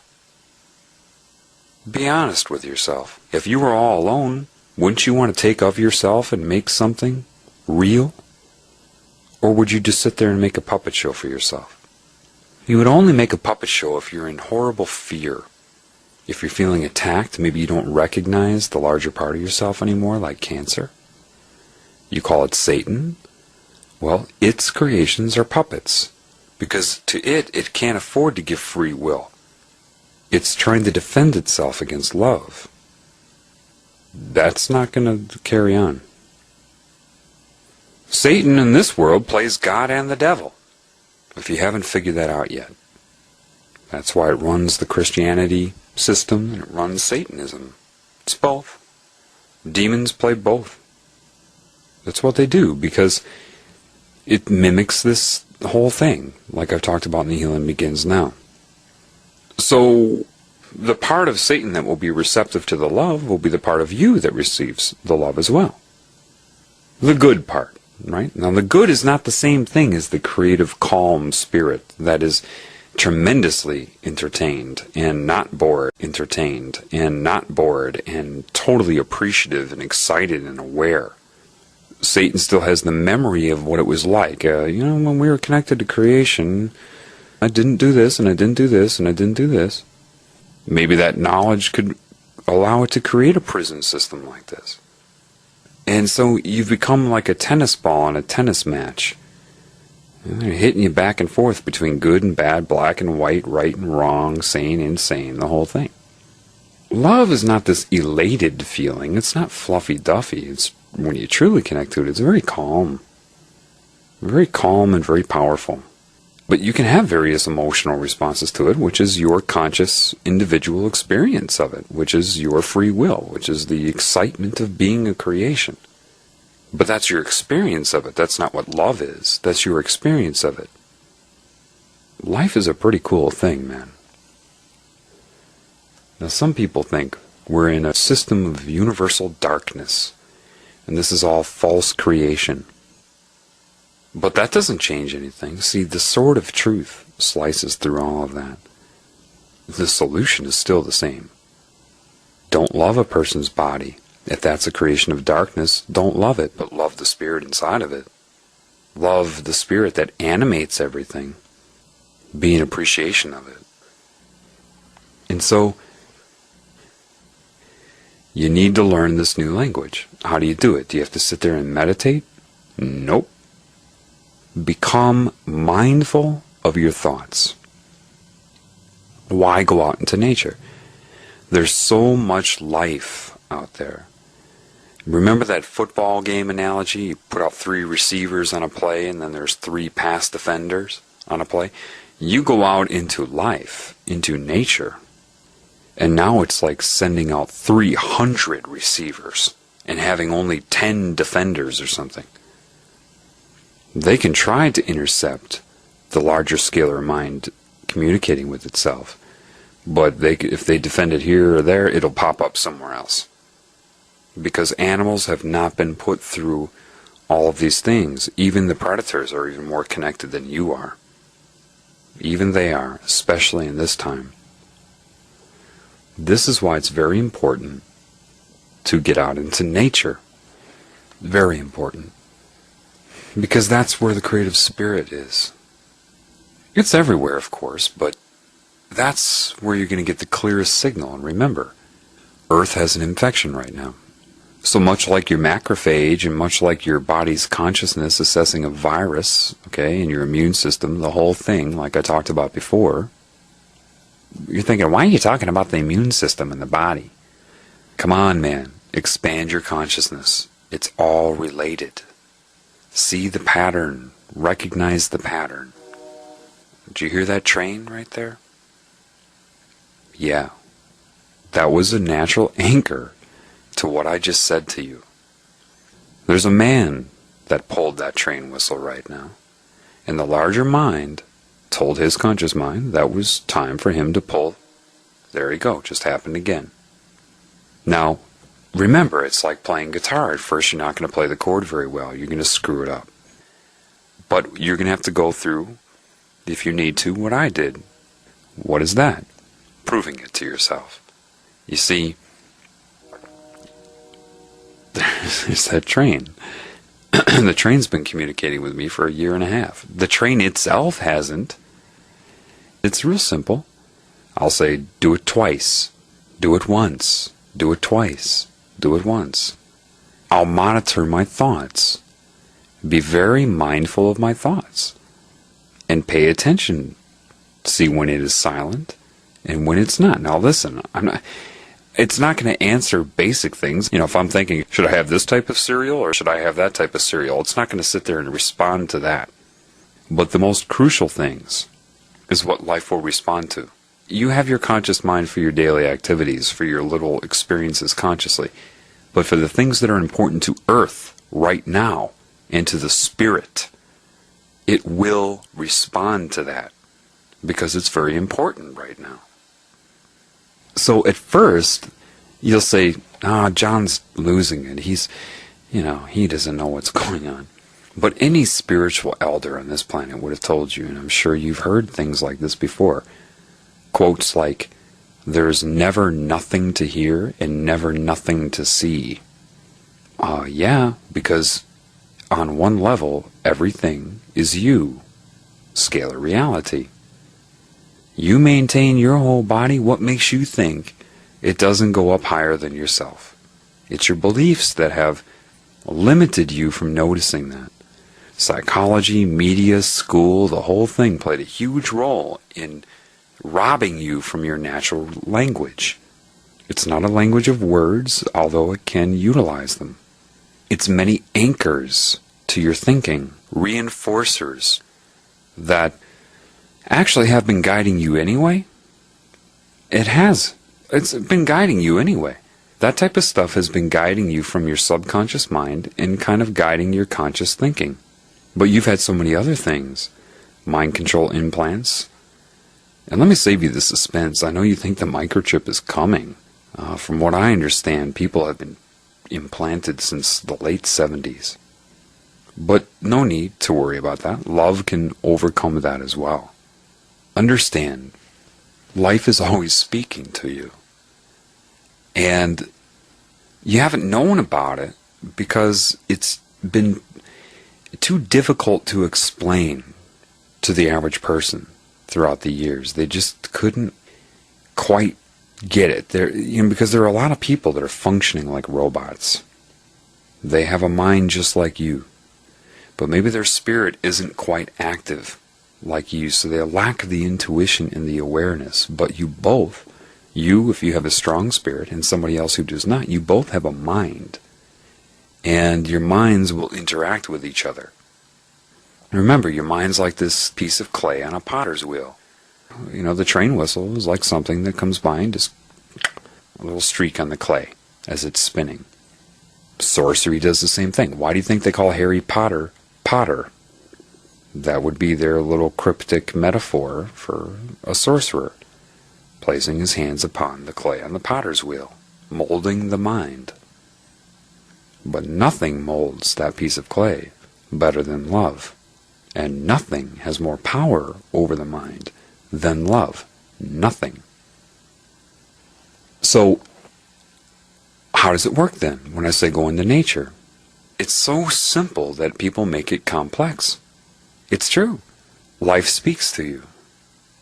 Stop trying to project and receive from moment to moment. And what you're going to find is that it all happens way too quickly and it's way too coordinated to, say, communicate to a friend with conscious verbal language from moment to moment about it happening in that moment.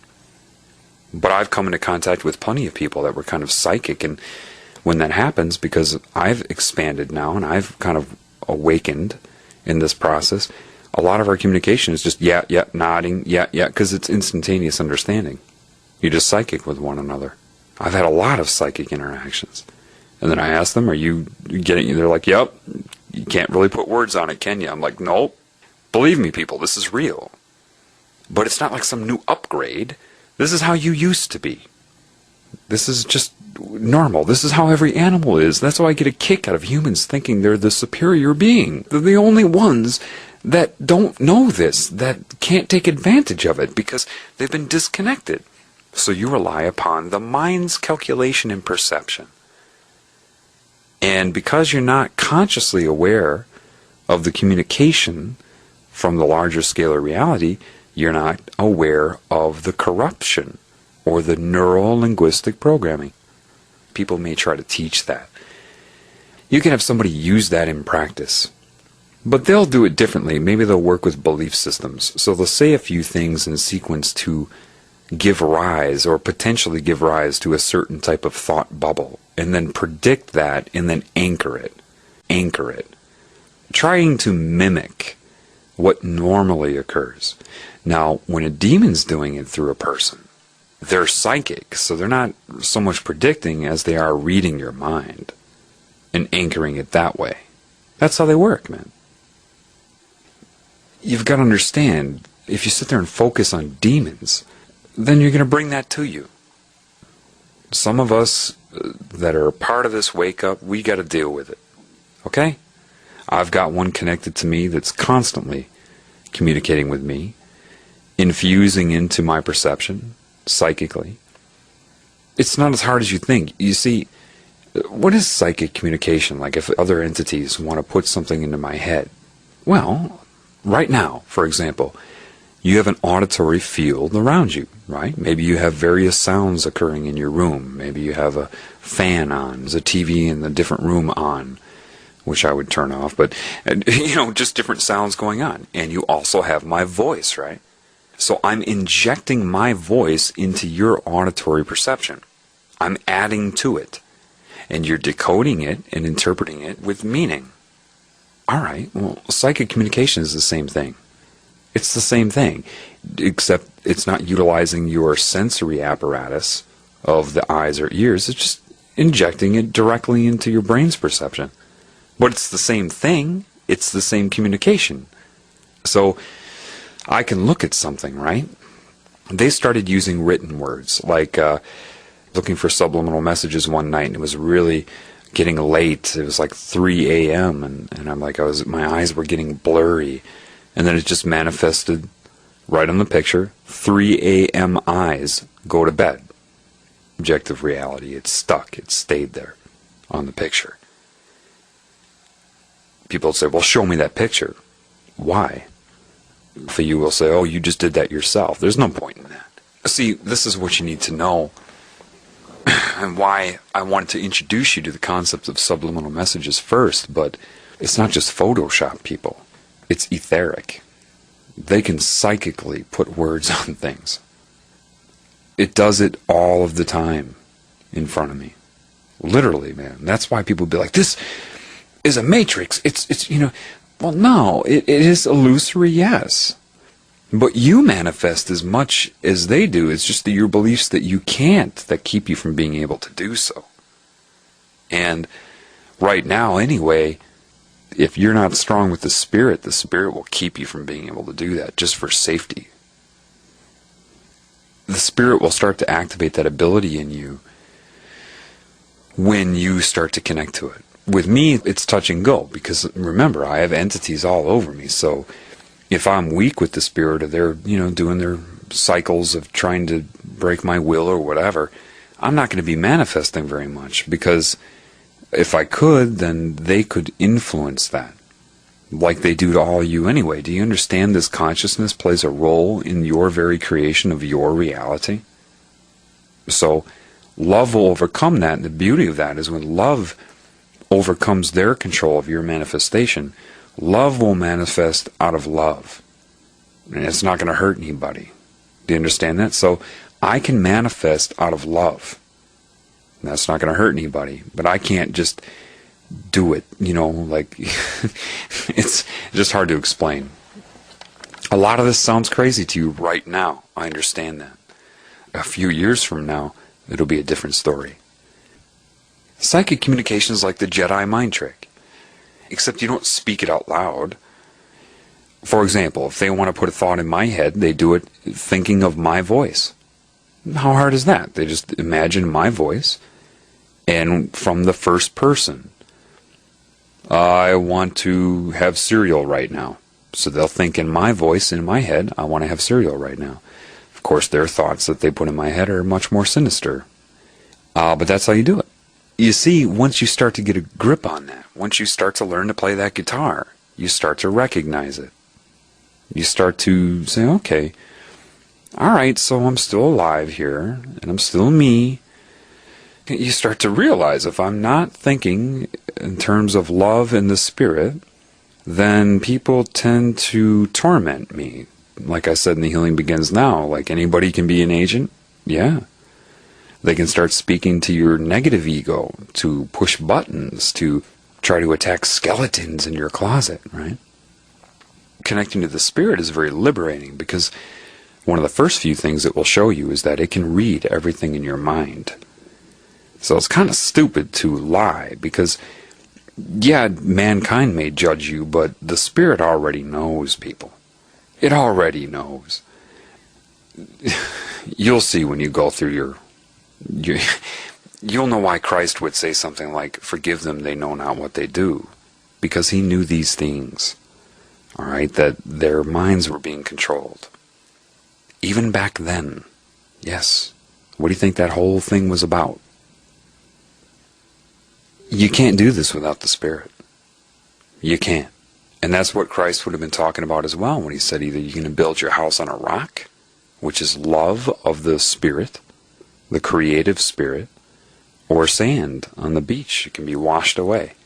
If you try to open up your psyche, like I'm telling you, and you're not basing it upon a desire to connect to the Spirit, then it can really mess with you. Because it would be so variable. Next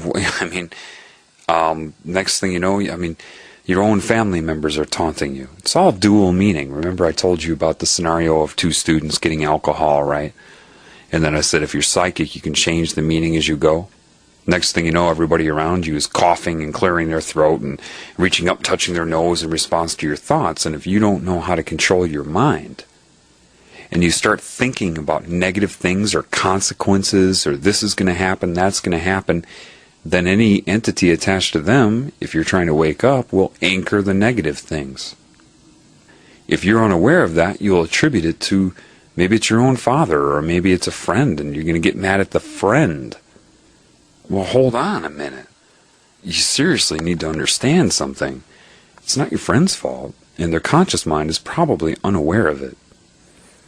The way to learn this quickly is to assume they can read your mind, that everybody you talk to can read your mind. And be mindful of your thoughts. Constantly be aware of what you're thinking, and look at how they act. What nonverbal gestures are they making? Are those anchors? Reinforcers? Look for dual meaning in what they say. That's why psychology tells you anybody who does that's crazy or obsessive. Yeah, because they don't want you to get a feel for your own language. I'm telling you, that's how it is. It's dual meaning. You may have a conscious conversation going, but what about the dual meaning?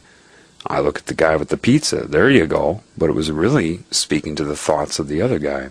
But that can happen in conscious conversation, a dialogue between two people without other people around. You can say something that would contextually apply to the conversation, but it can also apply to your thoughts if you're aware of your own thoughts. I don't know, some spiritual people call this a rite of passage because you can't be irresponsible with this. And I was kind of, mixed about letting people know this. Because I know they're going to be, you see, who are the people that are vulnerable? The irony would be the psychology students or the intellectual debate-minded people. If they open up to this, it'll rock them. But maybe some of that's good. I had to go through that. You see, I'm telling you this because I myself, I had nobody holding my hand, and I still don't. I don't have anybody that can tell me or guide me, really, consciously through this, other than the Spirit.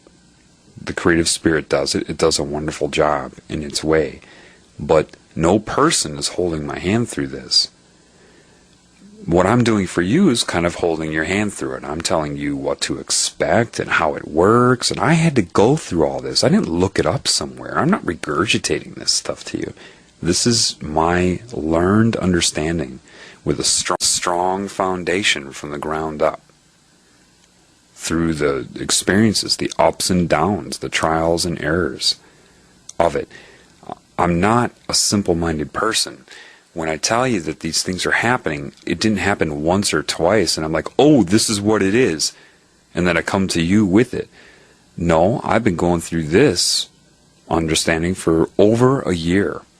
Over a year before I came out with this for you now.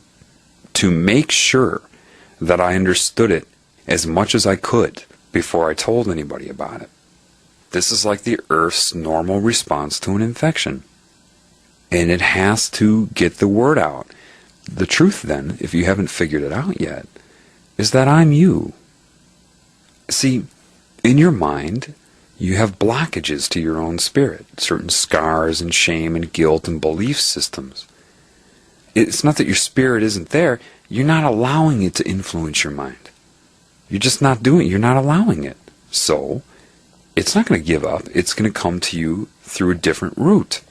It's going to circumvent that and come at you from a different direction. So, you're hearing it from me now. I am you telling you what you will not receive from your own spirit inside of you. I am you telling you what you are not getting from yourself. And that sounds weird until you start to see for yourself. Philosophy is one thing, functionality is another thing. The Healing Begins Now was putting the idea out there for you, philosophically, theoretically. Now, we're going to make it functional. Why is this important? Because, much like you spread the information of whatever the pathology is of your own body during a state of disease, the earth is doing now, and the spirit is doing all of that. So, why do you need to know this language? First of all, on the internet, it's mostly disinformation. Now, I know what's happening, but I'm not going to tell you, because that's giving you a fish. Life can tell you. You can ask these crucial questions. Who is running the world? Who is really doing this? Is this theory right? Is this wrong? A bird will tell you. A dog will bark in response to it. Listen, you think I'm kidding now, I know. Or that I'm somehow delusional, right? You never heard the word delusional until it was forced down your throat. Does that mean that delusions don't exist? No. They do exist. Delusions are only if you have usually with trauma, where there's strong emotional energy attached to an experience, a thought, a fear, a concept. And it's so strong, the emotion, that your mind keeps that thought in motion, that bubbles up at the surface there. And it's so traumatic to you or so emotionally activating that it's always up there. And so as you go throughout your day, day by day, and experience different things, and that thought's there, you start to attach it to those different things. And your brain will actually undergo what's called neuroplasticity, or it will rewire to accommodate that thought. Now you're just on autopilot. See, entities can do the same thing. Mind control can do the same thing. They can give you a true hallucination, or show you something true. But if it's traumatic to you, you will rewire your brain, and now they just got you on autopilot. They don't even have to do that anymore. You do it for yourself. So they can create a delusion. Mind control agents are experts at creating delusions. What's going on the internet? It's like that movie Naked Gun 2.5, where Leslie Nielsen was the umpire in that game, in the baseball game, and he was trying to keep that third out from happening, and there were already 2 outs, and the batter hit a pop-up, and the catcher was going to catch it. He didn't want that third out to happen. So he grabbed all those baseballs and threw them up in the air all at once, and now the catcher couldn't find the original ball. There was so many in the air that he didn't know which one to catch. That's what they're doing on the internet. Do you think the people that run the world don't know that that's your primary medium that you're using to try to spread the information? As if they wouldn't know that? You think they're not going to come on there as the average Joe? Some agent doesn't know how to make a YouTube account? They come on there looking like the average Joe, telling you what you need to know? What am I supposed to do? Pick apart each disinformation agent? Oh my God, there's so many of them. That's useless. That would be going backwards. And the spirit, that's what it's saying. That is the wrong way to go about it. Rather, teach them how to find the truth. See, the benefit of knowing this language and communicating with life again is that people can't lie to you. You'll know what I mean. Once you're able to land your fingers down on that chord, you'll know what I mean. Can't lie to you. And life will confirm it. If you have a serious thought that's important for you to direct your path, be mindful of that thought. Did a dog suddenly start barking in your neighborhood? And then you'll think to yourself, was that in response to me? Roof! Are you really responding to me? Roof! You know, what you're going to find is probably what happened to me. I tried to disprove it so much that finally the messages I got, like from people through their dual meaning, was, look, either you're going to figure it out or you're not. How long is this going to take you? You're freaking paranoid.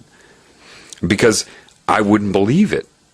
I thought I was, dreaming all of you up. I thought, this can't be.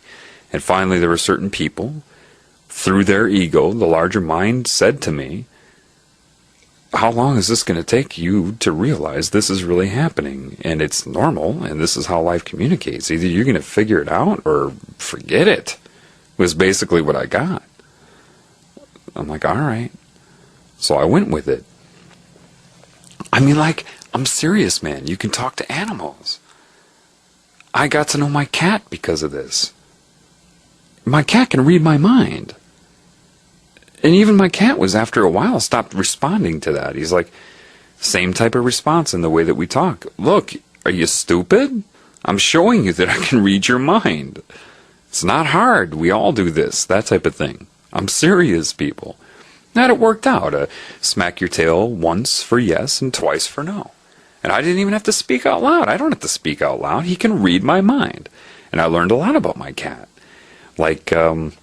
He let me know through yes and no answers. I would kind of, in psychic communication, I would know what questions to ask based upon reading his mind, or sensing how to ask the right question to communicate. You'll know when it happens for you. The way he explained it to me was this. He can read my mind. He knows some of my words. But that's not what he's responding to. He's responding to the intent. It's clearer for him if I think in pictures or just concepts without words. It's more effective. Sometimes the larger mind speaks through him and he knows it. So they're fully aware. They're way more advanced than I am. I mean, animals a lot of them are just really in tune with this, okay? And he said also that his brain is not like mine. He has think of it like an Alzheimer's patient. He doesn't remember, if I say, remember last week when we had this specific conversation about this and this, Cosmo was like, no, I can't. I can't remember those details. I do have memories that are important to me, but details here and there, I'll forget. In 1 hour, I'll forget specific details like that. My brain can't do that like your brain. He recognizes that my brain has more memory. So animals are in the moment. And Cosmo's very aware of the entities around me, and that the spirit is working through me and guiding me through this, and that this is happening on the planet. He's fully aware of it. And it's not just Cosmo. I've talked to spiders a few times. A spider came on my bed. 2 years ago, I would have squashed it, but now I looked at him and I said, I'm fully aware that we're both components, larger. I didn't say it in language, it was just intention. Looked at the spider with an appreciation that it's animated, and that the same spirit animating it is a derivative of the spirit that is animating me, that type of thing. And the spider responded. I said, okay, with pictures and concepts, not words, if you're aware of that, move to your left. And all of a sudden, it would just move to its left and stop. And I'd say, okay. And the spider, same thing. It said, yeah, a spider can't remember from one moment to the next. It has knowledge. It can access the knowledge it needs. But its brain is not going to store memories. In other words, the way the spider made me understand was like this.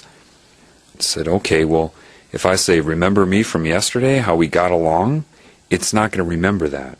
So if, say, I got along with a spider yesterday, and so it didn't bite me because I was in the moment connected with it, it's not going to have the memory the next day. So I can't sit there and rely upon its memory and think, oh, it won't bite me because now we're friends. It won't remember that. So you have to be very in the moment with animal beings. Okay? That's what I learned. It's very interesting. There was a spider that was ascending to the ceiling. You know how they hang on their web and they move up? I said, okay, I'm going to connect to it, focus my will on appreciation of it and communication with it. And then I intended for it to stop. It stopped. I said, okay, start. And it started. And I said, okay, stop. And it stopped. And then I let it go. I'm not going to sit there and make it jump through hoops. I mean, it would finally be like, fuck you. You know, I mean, I'm showing you. You get it yet? I mean, animals are really, you know, sometimes they'll ignore you. If you can't get it, they're like, okay, you're fucked up. See, because humans are fucked up to animals. Because you don't know this. This is what I'm trying to tell you. This is why in the Healing Begins Now, when I say that a deer can mean different things doing the same action, well, yeah.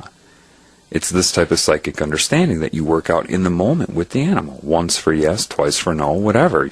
But don't make the animal do something that isn't normal or natural for it. If it likes to bob its head like a duck, then let the duck bob its head.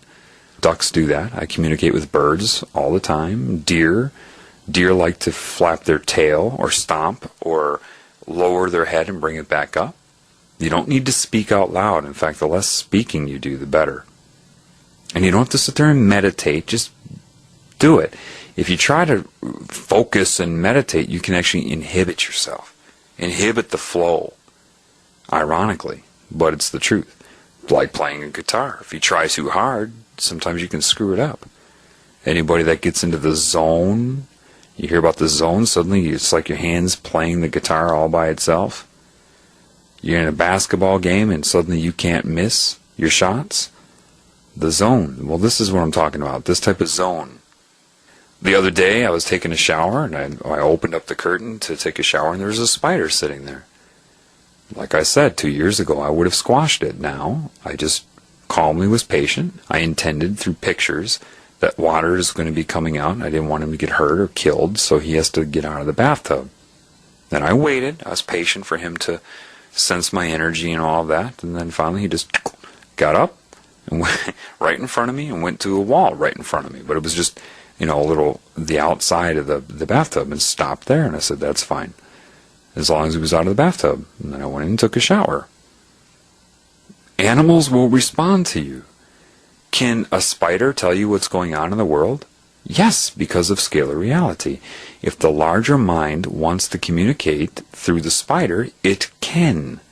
And the larger mind of Earth, which is a derivative of the spirit and the whole thing, knows what's going on. Do you understand?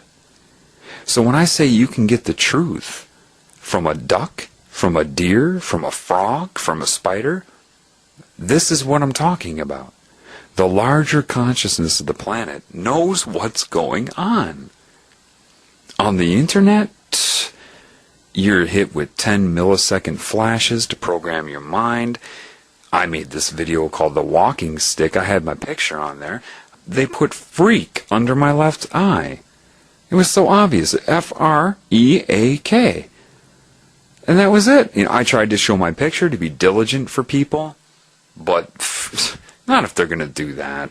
You know, I can't have you listening to this if you're looking at a picture that's telling you to think freak about me or crazy or this or that. That's why I changed The Healing Begins Now, because if there are words on that that are getting in the way, I looked at that, the stats for it. Over 1,000 people listened to part 1, but under 150 people made it through all of the 27 parts. And it dropped off. It just got lower and lower. And, you know, people like Chris Crocker get 8 million views of his video. I'm giving out good information. And do you know that I have like 280 subscribers or something like that? Not even all of my subscribers got through that whole series. So I knew something was up, so I had to take my pictures off. But it isn't me that matters anyway. This idea that, you know, some people talk to me like I said before, you're like a saint. No, man, I'm a therapy. I'm a student of the Creator. I'm trying everything I can to reconnect to it. You know, the creative spirit is the teacher. I am not. I get the lessons and I relay them to you. But I am not special. I'm no more special than you. I was totally corrupt for most of my life because of the demonic control of my mind throughout my life. And I thank the Spirit for pulling me out. And yes, it's not easy, and it's up and down, and sometimes it's very traumatic. When I was first awakened, my whole life turned upside down, man. You don't understand how your reality can be changed. Literally changed. Not just third dimensional either. And like I told you before, I had nobody holding my hand through that. I had to work through it with the creative spirit. And it's tough. It's tough. I'm not telling you this stuff's going to be easy. Because it isn't. The earth is under an infection. You're going to have some resistance. But what you will find as you start to learn to play this guitar of life is that consistently, the more you connect to love and the spirit, the less this type of thing antagonizes you. You already have good and bad in your mind. You already have positive and negative experiences in your life. When you open up your perception, yes, it may give access to entities to try to bug you through dual meaning, through people. But you also get the positive too. So you're expanding. You're still, the mix is pretty much the same anyway. All right? You're expanding your consciousness. You gotta know. You gotta know now, because this is how the information about how to fix this and what you need to do is going to be spread. Through the language of life, not the language of the internet, where you're not sure what is right and what is wrong. Because humans are very easily possessed by entities at any given time, and their mind taken over at any given time, seeking humans for your primary source of information will not be wise. Okay? Because demons are very crafty, and they can mimic good intentions. But when you're out in nature, there's so much life out there, they can't cover that many past receivers. You know what I'm saying? They just can't do it. And don't accept one answer. You'll start to be in tune with nature's response. A crack in the ice in that right moment. The crack in a tree. All these things, you'll see your whole reality is you on a larger level. So it will respond to you. You've just got to know that. You have to open up to that. And you have to play with it for a while, because at first you'll be like, no. And then it'll be like, oh my God, this can't be. Pretty soon you realize it's not coincidence. All these knocks you're hearing in my house right now, those are entities speaking. Those are spirits. There's a lot of spirits around me, and they're not all demons. They're involved with this as well. And they're not all demons. They're involved with this as well. Think of it like if you like scientific protocol, fine. I mean, it's only logic to say that if the question's very important, then perhaps it's good if you ask that question to nature at least 100 times over a week to see what answer is most consistent as you learn this language. Don't just take one or two responses. All right? Just feel it out. Get used to it. This is the language of life. And like I said, this is the origin of neuro-linguistic programming. Studying neuro-linguistic programming would not teach you this. However, seeing and going through and learning this will make something like neuro-linguistic programming a snap. You'll understand it completely. You won't have to study it. In fact, the information about neuro-linguistic programming is so dumbed down and so stripped down. You learn the language of life and you'll catch that all of the time. I'm telling you. Why is this the most important thing, though? Because after you get through your period where you're like, this is crap and all that, and you start to see it happening, then you start to get your answers, you start to get a feel for it, you're going to realize the most important thing, that the creative spirit of the universe is real. And once you know God is real, well, this is where we're trying to go, you see. Once you know God is real, then, and only then, will you be able to say, oh, And see, a lot of people, they say, oh, I can't connect to the Creator right now. I just can't seem to do it. But you're not understanding that a lot of your mind does not want to. You don't want to, quote, give up your addictions and all these other things that you think are fun.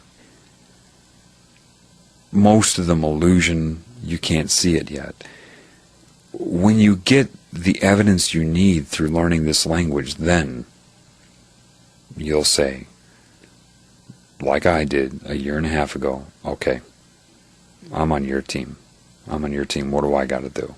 I choose to do what you need me to do. When that happens, and you can't do, see, if you do it right now, yeah, I choose to do what you need to do.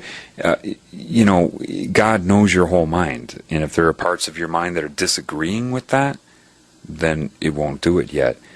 When you get this evidence through understanding how life communicates with itself, then you'll know at that moment, that salient event, where you're going to be like, okay, I can't deny this anymore. And when you see that it's all around you, logic will tell you, based upon how it's answering your questions and what needs to be done, it will be undeniable, and then you'll be able to, for each of you, it will be individual, and the circumstances will be different. But when you make that decision, okay, I'm doing what you want me to do, I'll go through your rehabilitation, your therapy, your guidance, whatever, then the Spirit will lift your veil. When your veil is lifted, you'll know it. There's no reason for me to describe it right now. But put it this way, people will suddenly be asking you, how do you see these subliminal messages? I can't see them. You're right. See, I couldn't see them for the first 33 years of my life either. A lot of them are etheric. And when your veil is lifted, not only will you be able to see that, you'll be able to change your perception. Most of you will be shown a demon. You'll go through a procedure, you'll see what it is when it happens, of the altering of your dimension, so you see its nature, and you'll have to deal with that. It needs you to deal with that, kind of like flooding in psychiatry. If somebody has a phobia or a problem, the Spirit is likely to flood you right in the beginning, especially with this language, the whole thing. When your veil is lifted, you'll be flooded, because you're going to have to face your phobias. And so your life will be coordinated until you realize that the only way that you can deal with your phobias is through the love of the Spirit. And you'll be taught that. Hearing me say it won't work. You have to go through it, and you'll see that. Each person has a different phobia, or many of them. And it knows what to do, and it won't overdo it. It'll do what you need done. When your veil is lifted, it's kind of psychic. You call it psychic. I get a kick out of that. That's like two cells in my body saying they're psychic with each other. Yeah, okay, they're both me. But okay, if you want to call it psychic, fine. Whatever. But we'll use psychic to communicate here. That's what happens. All right? It will put two and two together for you. And you will be an active participant in that. You'll see. You will just know. You will not be able to be lied to anymore. You turn on the TV, you will see. You will see 666 everywhere. You will see what you could not see before. And you'll see the the craziness of someone mindlessly mouthing prayer out of a Bible, looking for God in a Bible, when it's so active and alive right now. When you go through your lessons, and say you're into that for a year, you'll understand everything Christ was saying.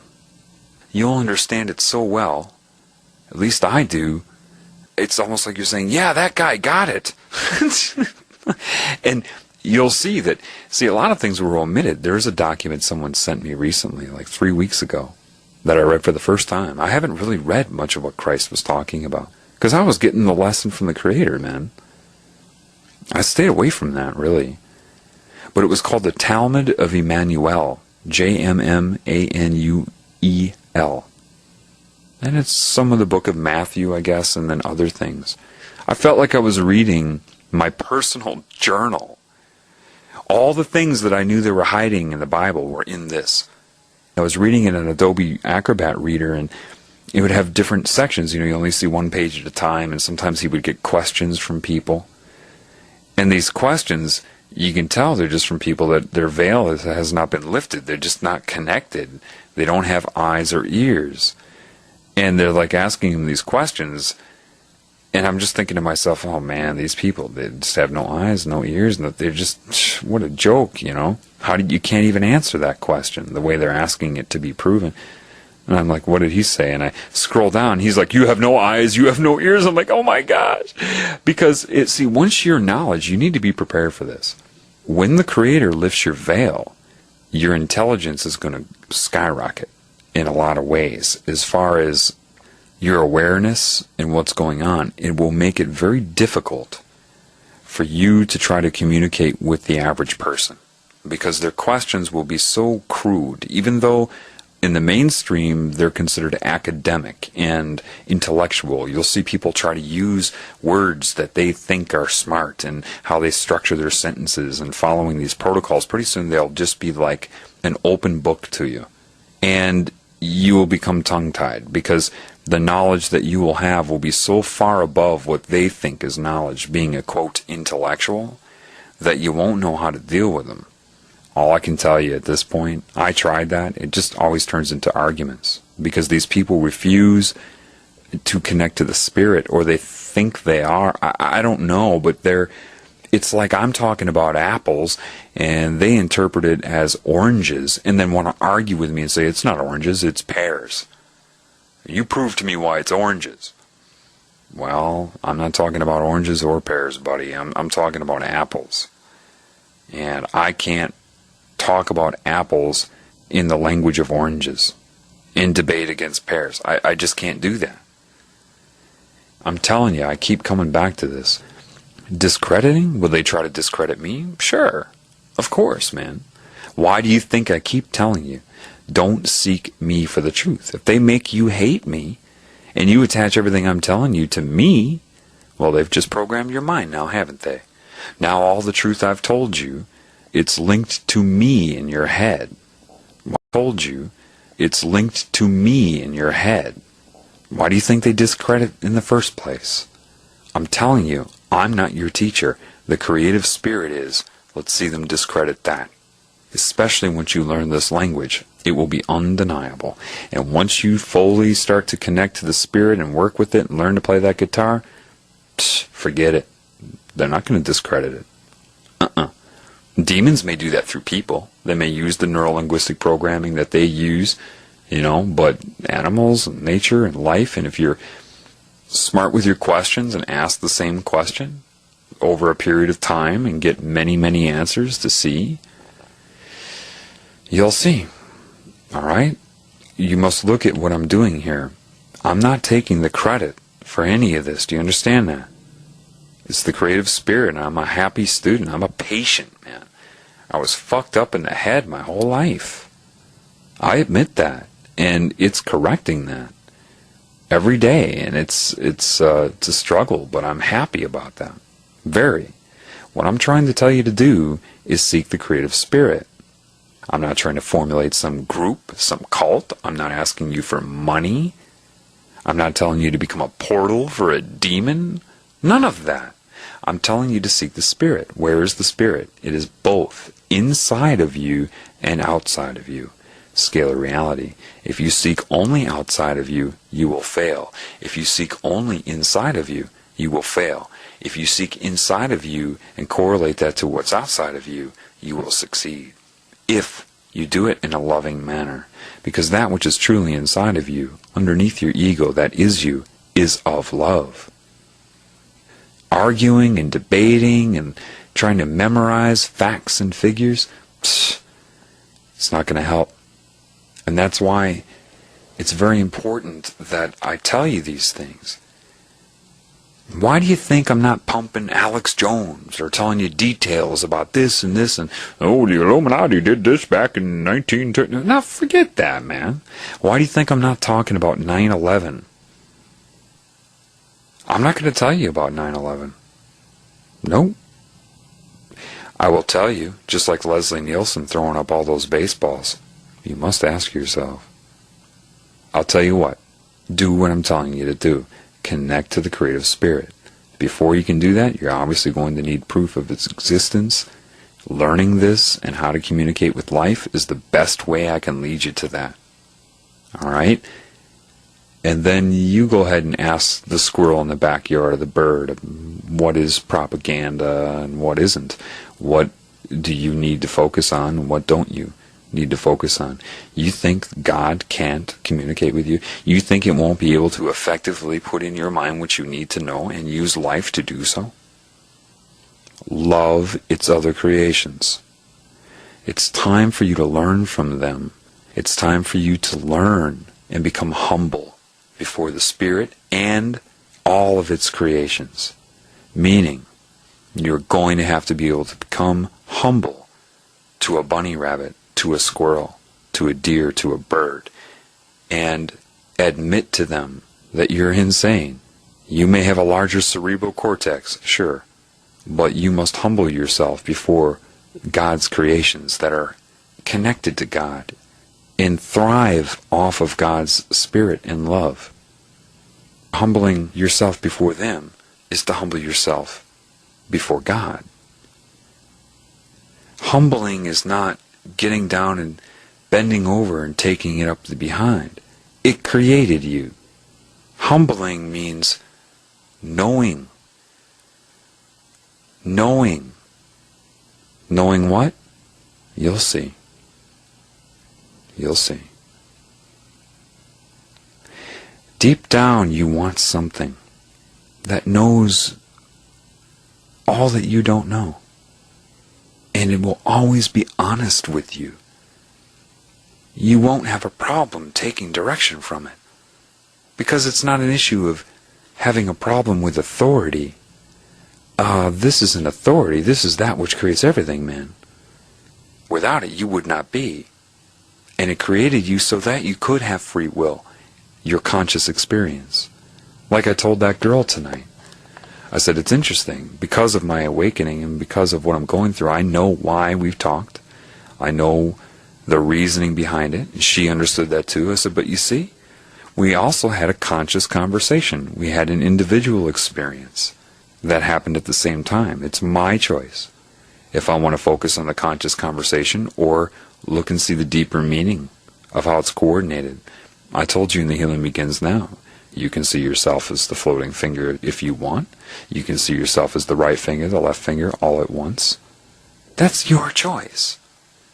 And that's why I use this learning to play guitar thing. At first, you're always going to be looking for it. And you have to be careful. Don't create a delusion over this, okay? But you'll find as you kind of come into the swing of things that you don't have to do that all day. You've got a right to live. You've got a right to go out and enjoy yourself. Yeah, the problem is that through media, you're going to see that it's all satanic. You're going to see that it's all to control your mind. So your ability to have fun by going to movies and all of these other things is going to be fundamentally limited.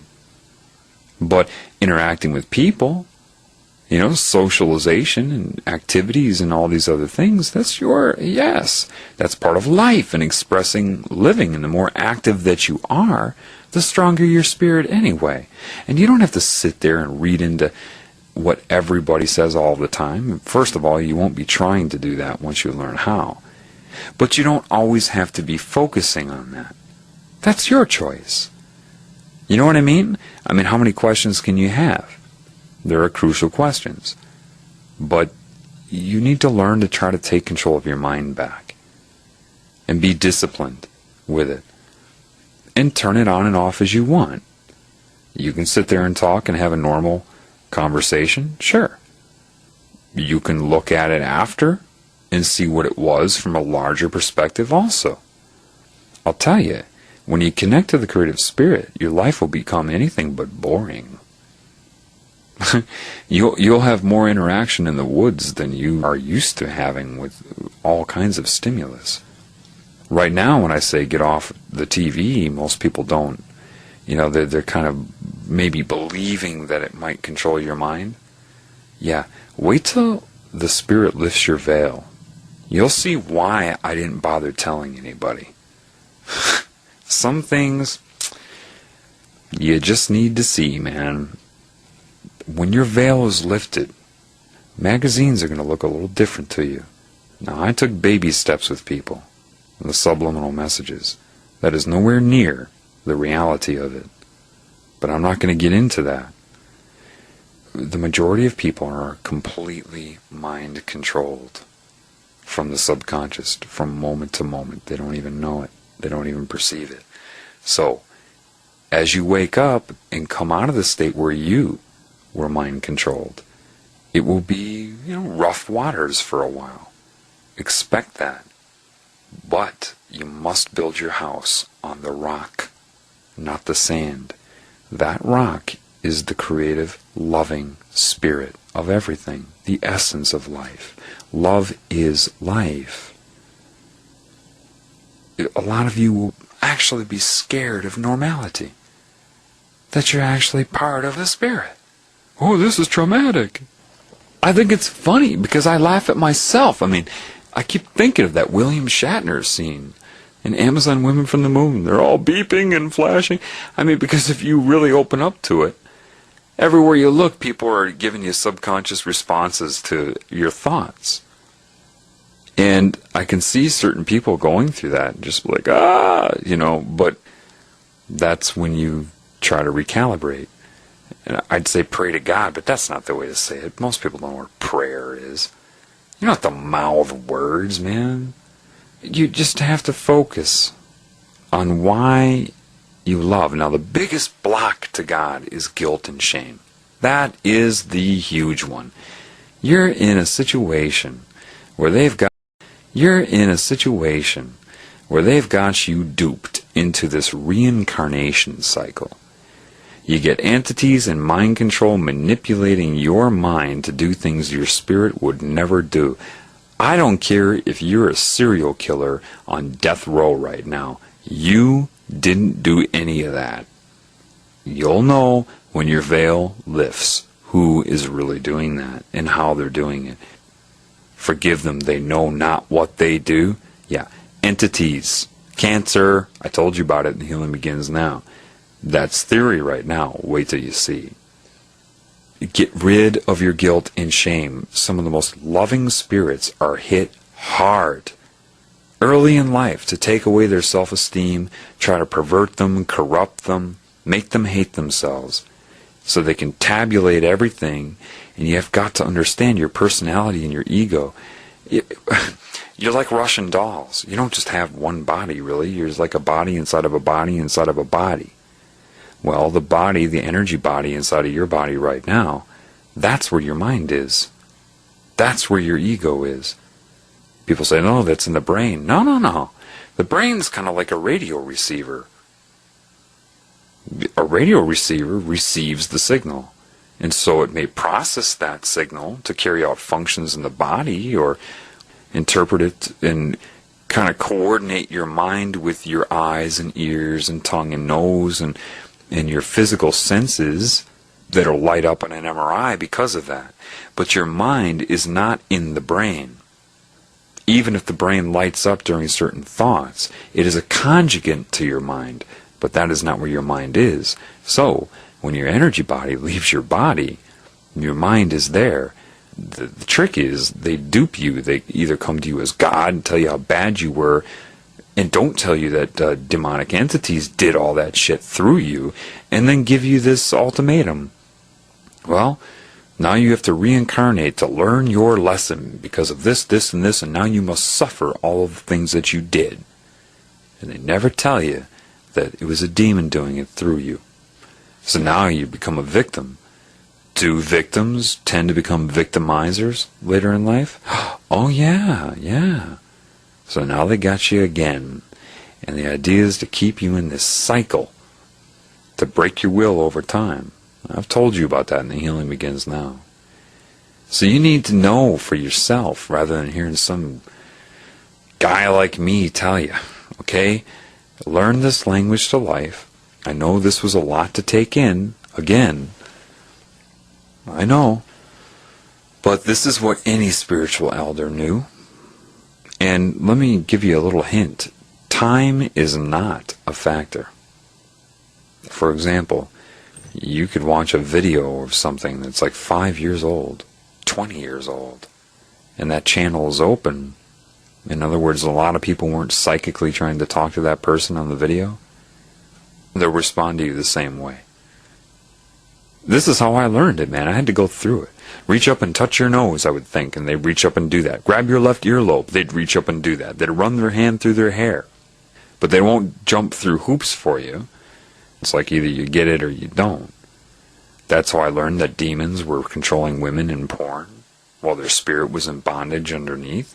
Like I said, anything can come up and mold that clay. The ego is the clay, and different things can speak through it. So that's why people can be conflicting, do you understand? Sometimes a demon could speak through someone's ego, and sometimes their spirit can. Duplicity, that's where it all comes from. That's what the Spirit showed me. It had me watch porn on purpose and said, look, oh yes, you were masturbating to that, now look. It lifted my veil and showed me through my mind's eye what was happening. Demons were controlling her body like a puppet and the man, and her spirit was in bondage, saying, I'm being tortured right now. They're controlling these bodies like puppets so that humans watch it and think that other humans want to do this. There are subliminal messages saying, this is hot, and I love this, and all of this, and then people are like, oh, yes, this is obviously other people are doing this, and I mean, they're totally destroying the connection to the Spirit. But again, I'm not going to even go off on that. I'm not going to answer questions about that either. Either you choose to connect to the creative Spirit and have your veil lifted, or you don't. I'm going to stop answering questions. Specifics like this, if it's something that you can find out by connecting to the Spirit that creates everything. Do you understand that? I'm not your teacher. I'm not going to make it so you're dependent upon me for your answers. That's ridiculous. Absolutely stupid. It would be ridiculous. I am no longer going to answer interrogative questions about what I'm saying. If you were stop being lazy and wanted to connect to the Creator, if it's something you could find out by doing that, and of course you can find out everything by doing that, because all I'm doing is going against the creative Spirit by doing that. You obviously need to connect to the creative Spirit. This is very, very important, okay? And if I keep answering people's questions, well, how do you see the subliminal messages? No, done. Enough. I gave a pretty good presentation in that YouTube video of subliminal messages, almost 30 minutes, explaining that. The rest is up to you connecting to the creative Spirit. If you really want to see the subliminal messages, I mean the real ones, you have to connect to the creative Spirit.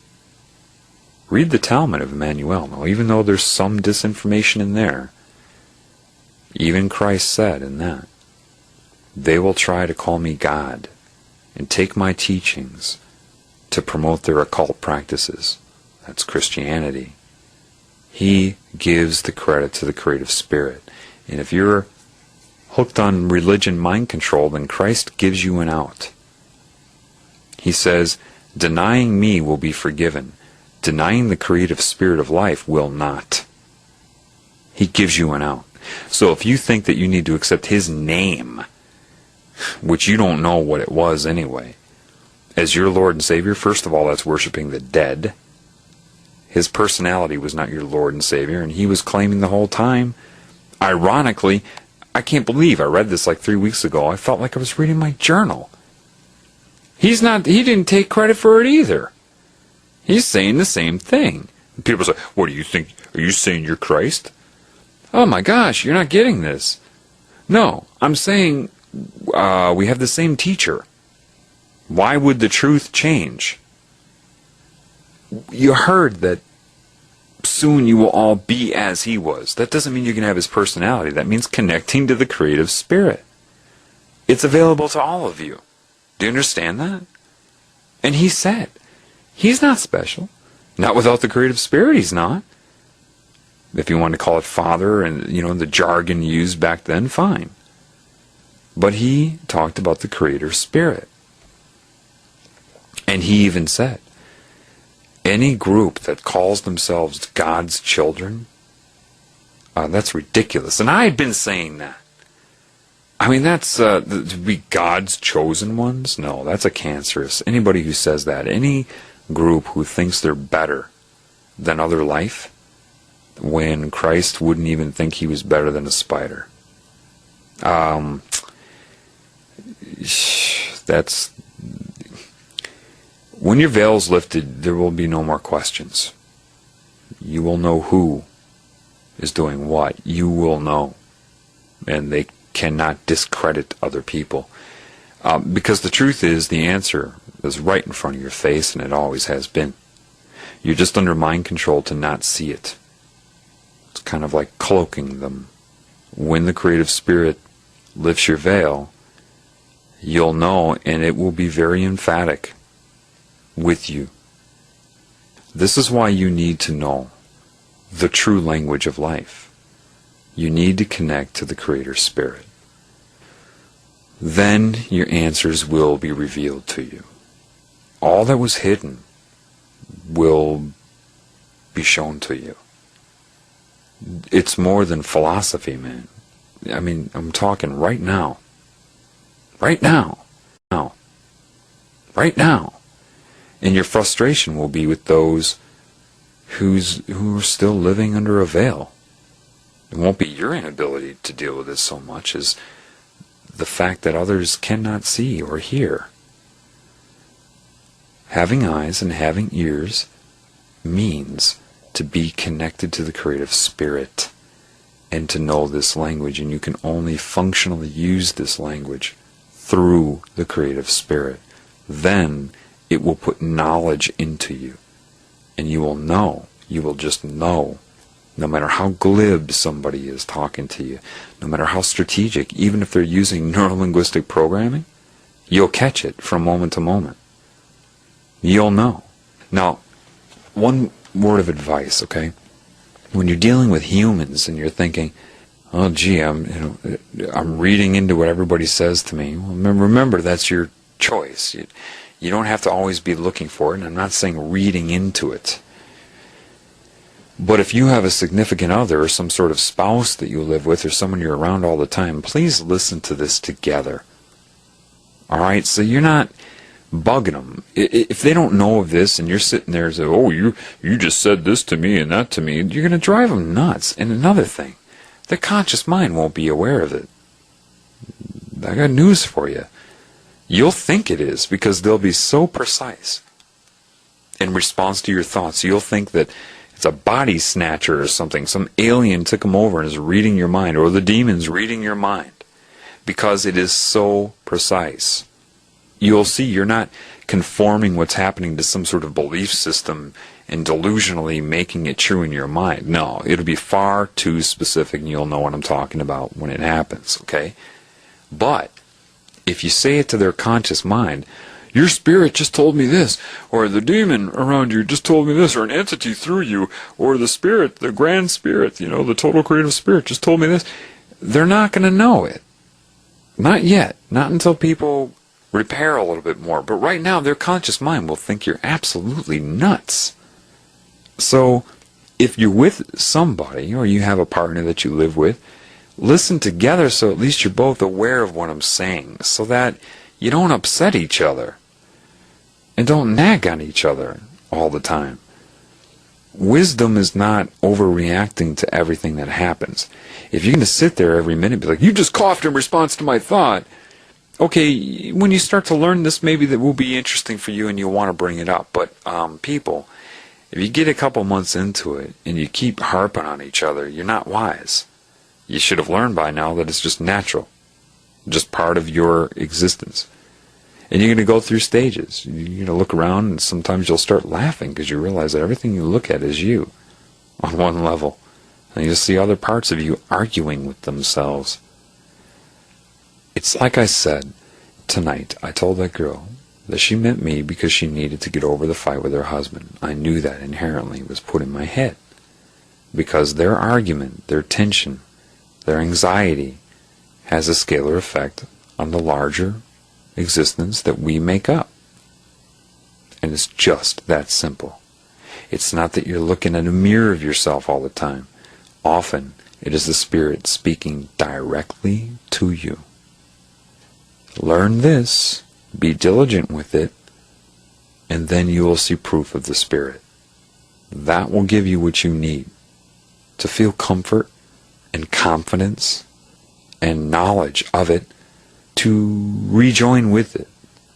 You'll know when that happens. Oh yeah, you'll know. Some things I just haven't told you because it's not worth it. It's not worth it. I'm going to be more limited in my responses with email because I want to get off the internet here. It's too poisonous. It's too poisonous. Just sitting there online like that is poison. With the constant subliminal barrage in every way, people's minds being hijacked by the negative entities to want to argue with me and all of that. I want to help, man, but I'm not going to carry the whole world on my shoulders. So you all need to be proactive. Like I said, I'm not the teacher, I'm the student. If you refuse to learn this, then the teacher will go away. Alright? So, meaning, if you hear me now, and you say, well, John, tell me this or tell me that, or you don't do it, you don't do the keys to God like I told you in The Healing Begins Now. You don't activate your spirit. You don't activate the love in you, and you don't become aware of your surroundings. You know, hey, what else can I tell you? You're saying to the Spirit, no thanks. And at that point, I can't help you. The creative Spirit loves you. Love it back. Let it teach you. I cannot stress that more. And understand, you think I'm kidding, but once your veil is lifted, the whole consciousness knows, including the demonic, cancerous consciousness. It knows. You'll see what I mean when that happens. Then it will try to discredit you. Now, ironically, the ones with the strongest spirits are probably the ones that have deviated in many ways in their life, because they had to do that. They know who's here on behalf of the Creator as a new spirit, because you light up, you shine bright, and they know right away, and they come after you early to try to get you, to possess you, and corrupt you, and do all of these things. Why? Because they know that it's very likely that you would speak out. Is that too hard to figure out? So they have to screw with you. They have to get you to deviate and do things that society is conditioned to point their finger at you for, so as to keep you from speaking out. The flip side to that is once you know the creative spirit, once it comes to you and basically says without words, bang, I am, and you'll know what I mean, you're not going to care what people say about you. Okay? But just know that suddenly, like a football being thrown to a running receiver, two lines intersecting, the discrediting is the same way. Remember, time, past, present, future is not what you think it is. Things just suddenly show up. However, you will be armed with... You won't be armed against men, because mankind is...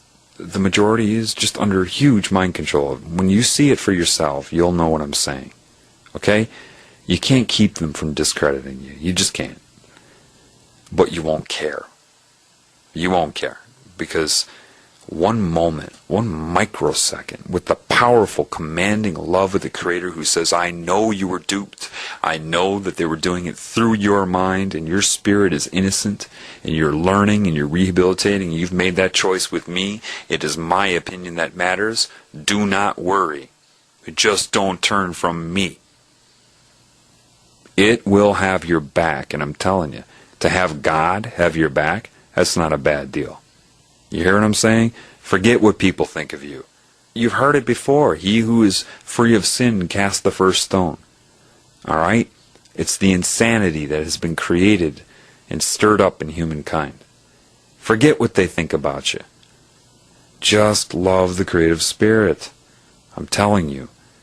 No matter how weird it gets, no matter how, and you'll be tested too. I was.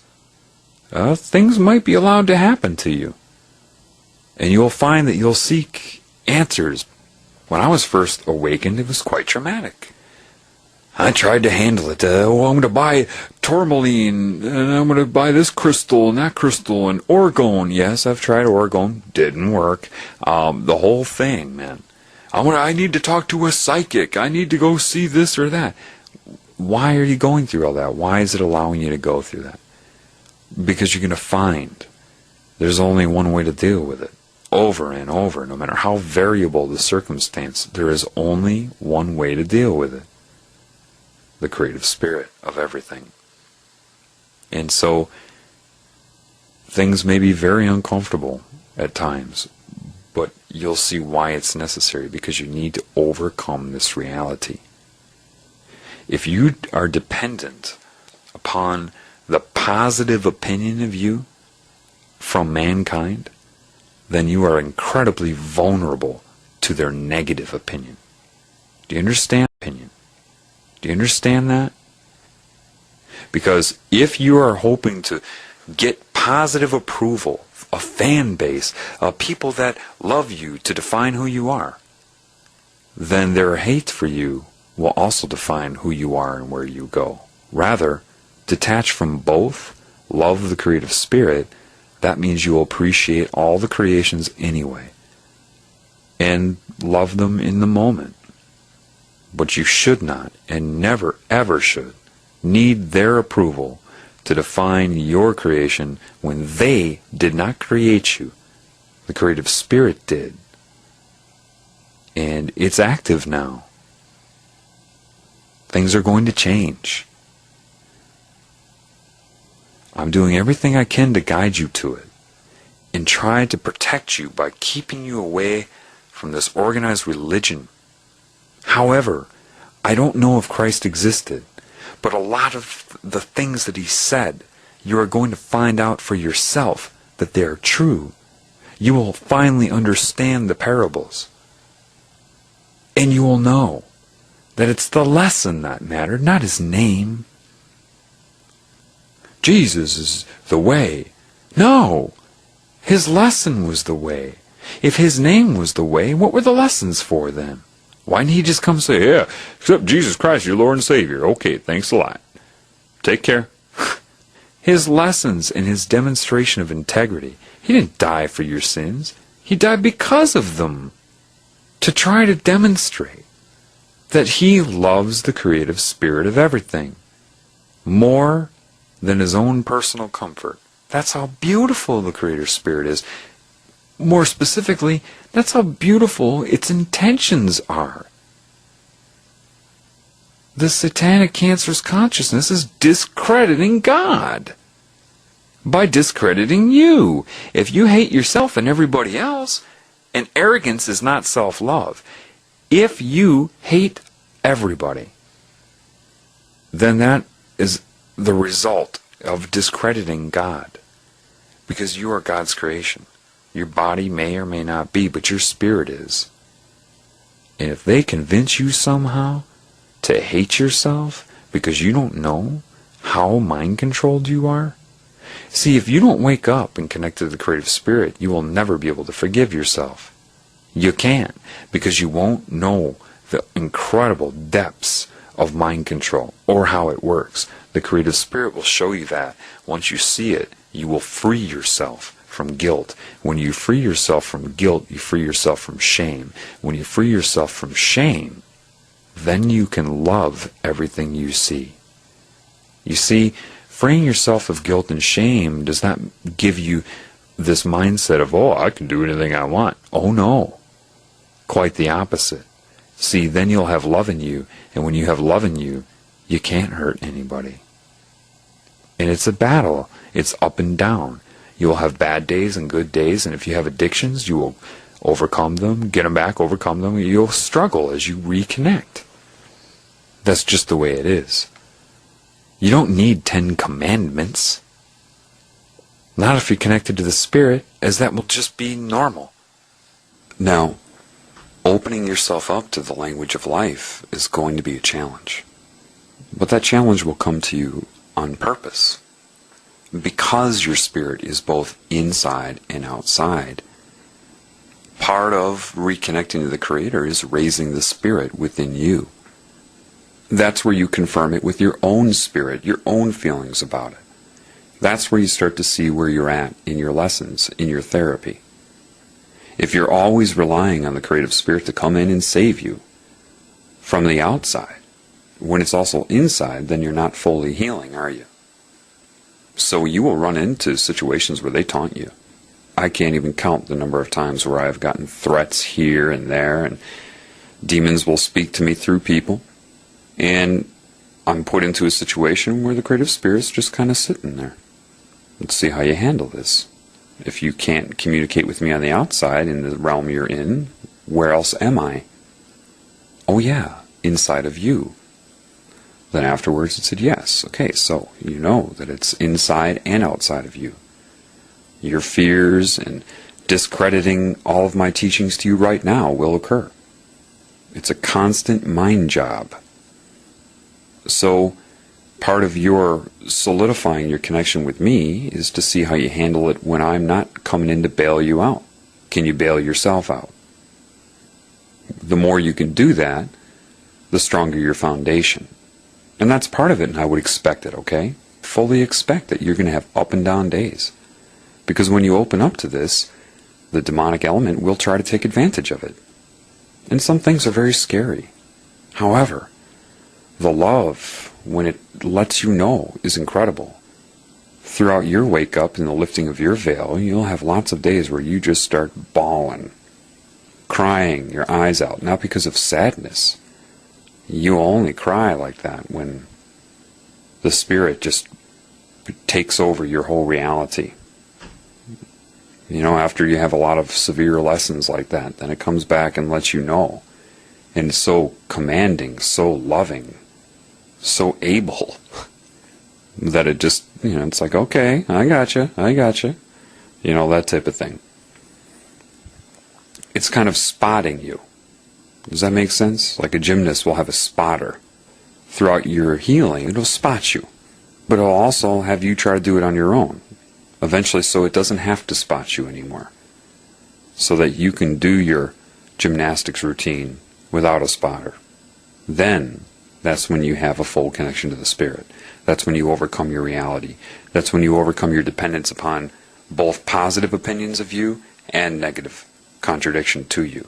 That's when you overcome the promise of a reward in heaven, as well as the threat of torture in hell. That's when you overcome your physical reality, your dependence upon it for your own value. That's where you have to tap into yourself. Knowing this language will propel you into that. But you need to connect to the creative spirit, okay? Also, I told you about finding the keys to the spirit. And the healing begins now. You must do that all the time. You must constantly be raising the spirit in yourself through that technique. All the time. Every day. You will find more correct answers, more correct guidance out in nature. The more you sit on the internet, the more you can be corrupted. The satanic consciousness is smart enough to take what it knows, just like it did with Christ even, or anybody that tells the truth. To pretend to be on that wavelength, to say a lot of what somebody who's telling you the truth will say, to lead the sheep away from the truth, to lead you to the slaughter. If you look at another person and say, oh, she can teach me, or oh, he can teach me, now you're not going to be seeking the creative spirit, which is always in the moment through life itself with this language. This is why I'm telling you this. If you look for a person, then you can be misled. The truth is inside of you and life altogether. And just because other people may mislead you, that has nothing to do with your appreciation for life and them. That's always in the moment. Disregard their ego. If you find that people are discrediting me or trying to tell you this or that about me, number one, pay it no mind. Because you cannot depend upon me. That would give you a false sense of security. Secondly, don't try to defend it. Don't argue with people if they talk bad about me. Don't do that. Because I won't do that anymore. challenge lies, but I will not attack a person. And if you don't understand that, then you didn't understand what I've been telling you in this upload. People say, oh, those people at Destiny Universe, they hate you. No, they don't. But those girls don't know me. They don't know me at all, and they don't hate me. And I don't hate them. Why would I? This is my whole point. Everybody is connected to this, some people more than others. They're what you're trying to heal. Understand that that girl will say, oh, he's crazy. Because her, you know what? Her conscious mind may not even be fully aware of these things. You've got to understand that. If I went up to her and said, yes, do you know that your spirit actually told me not to listen to you and that you're in bondage? Her conscious mind would probably be like, you're nuts. Psychic communication is way too fast for you to try to discuss it that way anyway.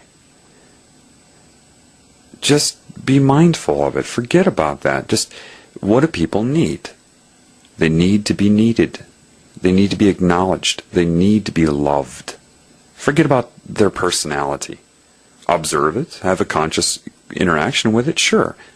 But never forget that no matter how calloused one's personality may be, no matter how much they seem to hate you, no matter how hard-assed they are, inside is a child. Inside is a being that needs love. And if you succumb to the calluses in their personality, to the wiring and programming of their consciousness, then you deny them that love. You deny them. So no, I'm not debunking anybody. I'm not even debunking Destiny Universe, because I'll tell you, I have to go through challenges like that every day. Every day I'm trying to monitor my thoughts because demons will try to persuade me to look at it this way or that way. It's not easy. Now, I'm sure that girl from Destiny Universe is a very nice person. Why would she not be? It has nothing to do with any of the... Look, I've met a lot of Freemasons that are nice people. They're nice people. They're just under pressure. They know not what they do. Or they know not how to deal with what they're doing. And that's my goal, to try to enable everybody, not people that think they're righteous. I'm righteous as me. No. The Spirit is righteous. And quite honestly, this is not for a group of people to hear this and heal and then consider themselves to be above everybody else. That would be evil. This is for everybody. Everybody who can understand the English language. I don't care if you're a Satanist, if you're in the Illuminati, if you're a Jesuit. It doesn't matter. It doesn't matter. I don't hate you any more than I hate myself. Do you understand that? Those are the people I want to influence anyway. I'm not coming to you like David Icke and saying, I'm not trying to persuade you. I wouldn't do that. You can give information without trying to persuade people. What? No, I am very much trying to persuade you. I don't need to use reverse psychology to tell you that I'm not, so that I can sit there and persuade you for 5 hours. And my target audience, it's the Satanists and the Illuminati and anybody that is really controlled by this. That's who I'm trying to help. And yeah, I understand they hate me. I do. As much as an alcoholic would hate me if I threw their alcohol away. I understand that. I've had addictions. I have them. I know.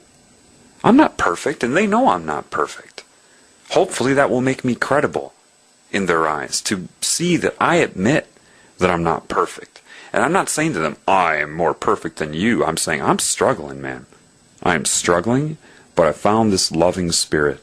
I'm reconnecting to it, and I want you to do that as well. I'm speaking to demons right now. They say, oh, they're creations of darkness. Maybe. But wait a minute. There's a spirit that creates anything and everything. It's kind of like the story of Pinocchio. If a demon sees logic in what I'm saying, Not my ego, because it's over my head, but maybe it observes me.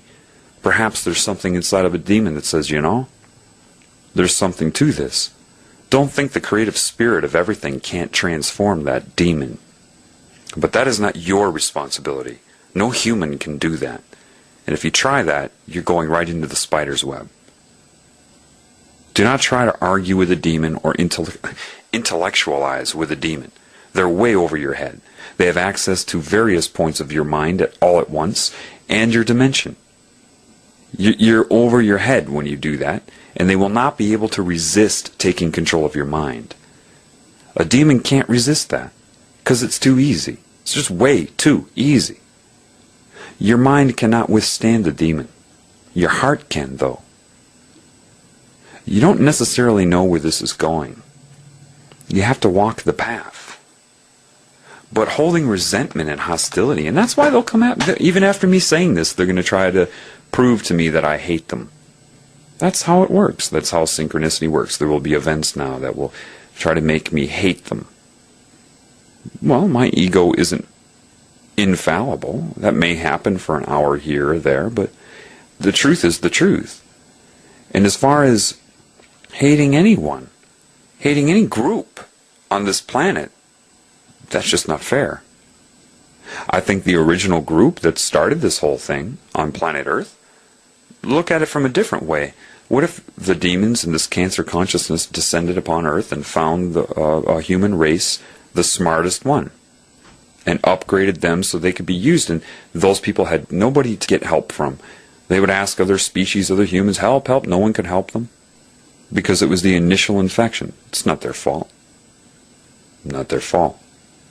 The problem is guilt and shame. And that's the one the Spirit really needs to work on, because the people that have been controlled like puppets to do the most horrific things, down to eating babies, feel like the creative Spirit could never accept them again. Well, I have a surprise for you. Yes, it can. You just are not looking at it correctly. And no, that doesn't mean, oh, well, okay, if it'll accept me, I can do it for another week. No, because the very moment you want its acceptance, it will start to transform your paradigm. You will suffer if you do it then. Once you decide to choose God, you will suffer if you do those things. I mean, whenever I would deviate from it in any way, it would rock me. But not to hurt me or to condemn me. It's saying, I'm taking over now. You're in therapy, buddy. That's kind of what my life is like. I get strong intervention when I deviate from this. So would anybody in the Illuminati. But it doesn't mean that it can't help you. Cancer is the most violent thing in your body. Or what about an autoimmune disorder where you're attacking yourself? Can you imagine how that's played out on the cellular level? Same thing as eating babies. It's the same thing. And only love can spontaneously heal cancer. You're not going to hold the cancer cells in guilt and shame, or else they will not heal. And because you need your body, your system, your consciousness manifestation to be synergistic, holistic, and in harmony and in love, there's no way you could hold parts of your body in guilt for becoming damaged or disconnected. The creative Spirit does not hate you for insanity, for it knows that you're insane. It is you that is in judgment of yourself. It is not, because it knows if you're disconnected from it, you will fail. You will become this way. It already knows that. Therefore, how can it judge you or condemn you for it? It knows you can't work if you're disconnected from it. It knows that about Satan or the cancer consciousness or the alien beings, anybody a part of that agenda, the predatory agenda. It knows that. So if it's telling you this, knowing that, what does that tell you? The people that have done the worst things in life are the ones the Spirit wants to activate first. They're so important to the Spirit. You have no idea how much you mean. And it's your guilt because you were conned into doing things to your own kind that you cannot forgive yourself for anymore. You think it's too late. I made a contract, with Satan. It's too late. Wait a minute, man. Can a 3-year-old sign a lease to an apartment? No. Why? Because they don't know what they're getting into. It's over their head. You have no contract with cancer. You have no contract with Satan. Satan will convince you of that. Show you the abyss. Show you all of these things, the emptiness, the void. That void is what you perceive when you're disconnected from the creation, spirit. It's not over for you. But Satan, I use Satan symbolically. This consciousness will do everything it can to make you think that it is over for you.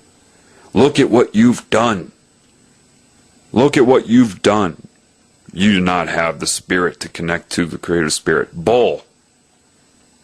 Bull, because everything you think you've done was from manipulation to your mind. Get rid of the hate. Demons are turning humans upon themselves. That is their primary weapon.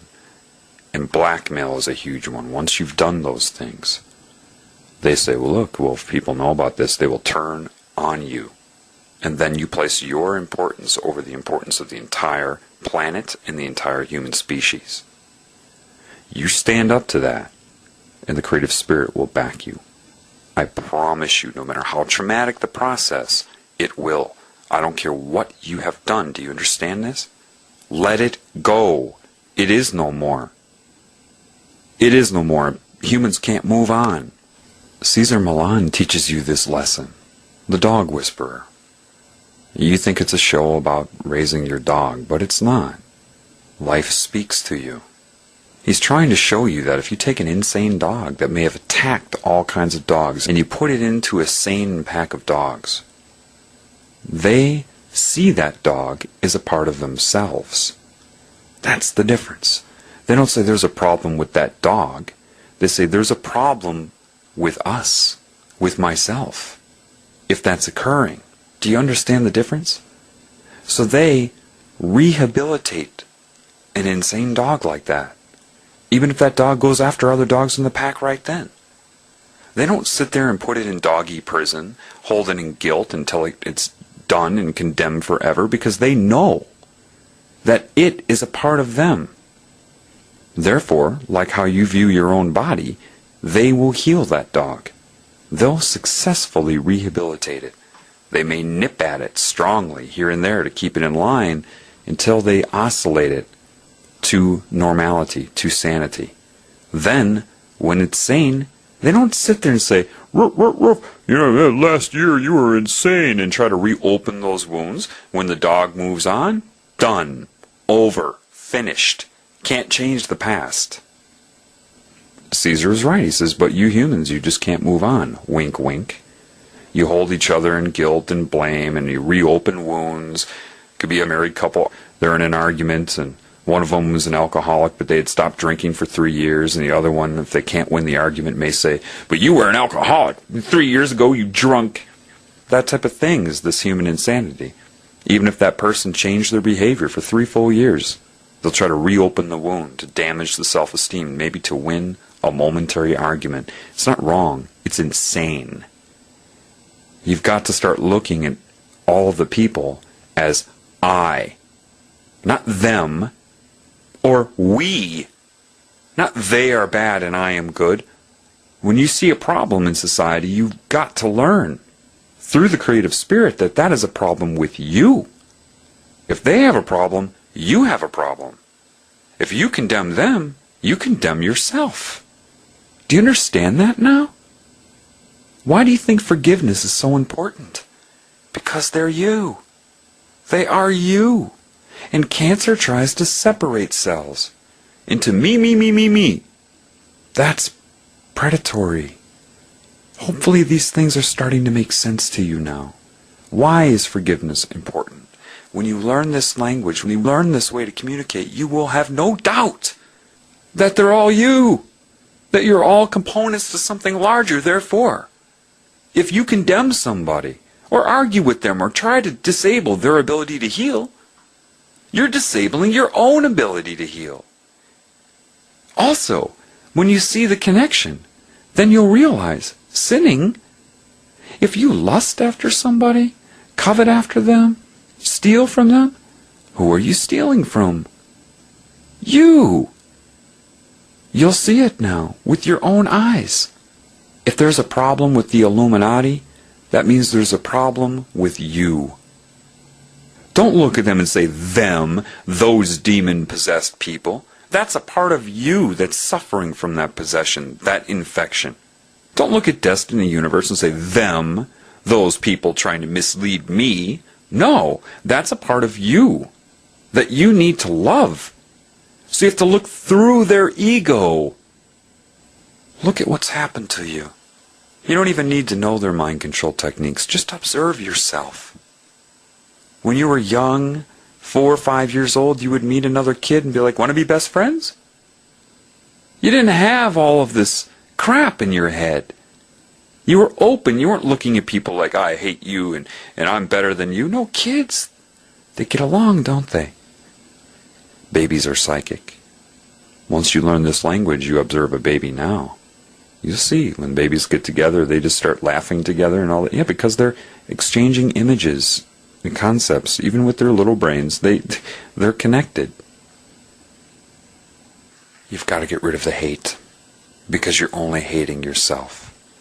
And then by doing that, and forgiving yourself, by finally having knowledge of why you've deviated, then you start to forgive yourself and open those keys to your spirit. And the more you forgive yourself, the more you forgive other people. The more you love yourself, the more you love your reality and the people in it. Because they know of this, cancer's trying to keep the separation going. That's why you're all arguing with each other. But if you single a person out, talk about how bad they are, you're doing that to you. Be mindful of anybody who tries to single people out, because you know that's a cancerous thing to do. And don't elevate other people above yourself either. That's not love. The strongest derivative of love is appreciation. Once you start to heal, you'll start to fall in love with people again, because you'll have the guidance of something very wise. And you become a mirror for them, rather than the absorber of their energy. If they are trying to manipulate you, you're like a mirror. And say, this is ridiculous. You can try to hurt me, but I love you. And you can't fake loving somebody. That's why you need to heal, because once you really tap into that, their spirit knows it. How is this going to work then? It's kind of like, say somebody falls into a cave, and there's no light in there, and you throw a few mirrors in there, and you can shine the sunlight into the cave and bounce it off of another mirror, and then shine it onto another mirror, which you can shine onto something else. When you receive the creative spirit, you become a mirror for that as well. You can aim it. It's like a bunch of dead batteries in below zero weather. Once a few cars get started, they can jumpstart other cars. And those cars can jumpstart other cars. Everybody has a spirit inside of them. They just need to be jump-started. Their will has been really damaged over a cycle of reincarnation, over and over. This is very important. You need to jump-start people. And you can't do that from ego to ego. Only from heart to heart. And then it will manifest in the ego as a residual effect. When people try to discredit me, I can't hate them. I went through that process, and I've learned that lesson now over the last few months. It kept reminding me, who are you hating? Look what happened to you. That's why the internet can really tear you away from the spirit. Look what happened to you. That's why the internet can really tear you away from the spirit. Because it is just so messed up. That's why I turned off my messaging. Divine intervention just said, you got to stop this. Yes, you may get positive comments, but you get the negative. If you depend upon either, you become disconnected. I've become much more focused by turning off my email while I'm doing this, because of my awareness of the access it can have to me. Listen, this idea of no fear is not of the spirit. in the sense that they're trying to condition you to have no fear in a battle type of sense. And then if you experience fear, then you feel like a failure, don't you? You are going to get scared every once in a while. That's a normal reaction. That will be part of your learning tool. Trust within so that you can receive from without. You've got to heal. People are screwed up. They're so conditioned by mind control to want to point their finger at everybody except themselves. And they don't see how it's leading to the demise of them and their whole species.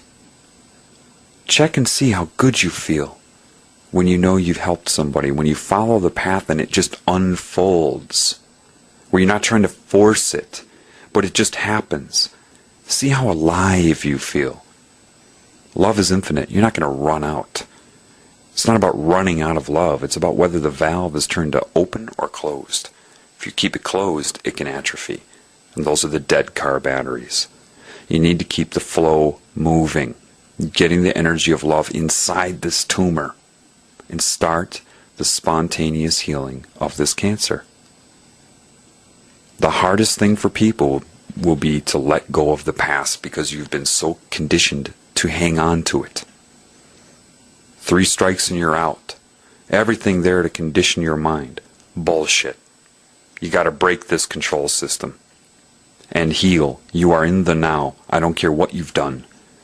And people need to step up in their divine character and see through that. And if you want to hang on to pointing your finger at all the people that have done horrible things, you are only hurting yourself. You need the divine wisdom. And that is the Spirit. I've told you how to connect to it. I myself need to communicate with people and follow the path in real life. I'm not going to get concerned about whatever sites may pop up to discredit me. Fine. I can be discredited. I am the first person to admit that. If you hate me, you're hurting yourself. For example, like when I was molested as a child, people say, how can you forgive that man that did that to you? Because he didn't do it to me. It was a demon that did that to affect me. How am I going to hate him? His ego may not know that, but I know that. So yeah, I can forgive him. And guess what taught me to do that? My mind for the first 33 years of my life could not do that. The mind cannot withstand this on its own. Intellect, disconnected from the Spirit, cannot withstand this. It cannot give you your eyes and ears. Only the Spirit can do that. So yeah, I forgive him because I know why.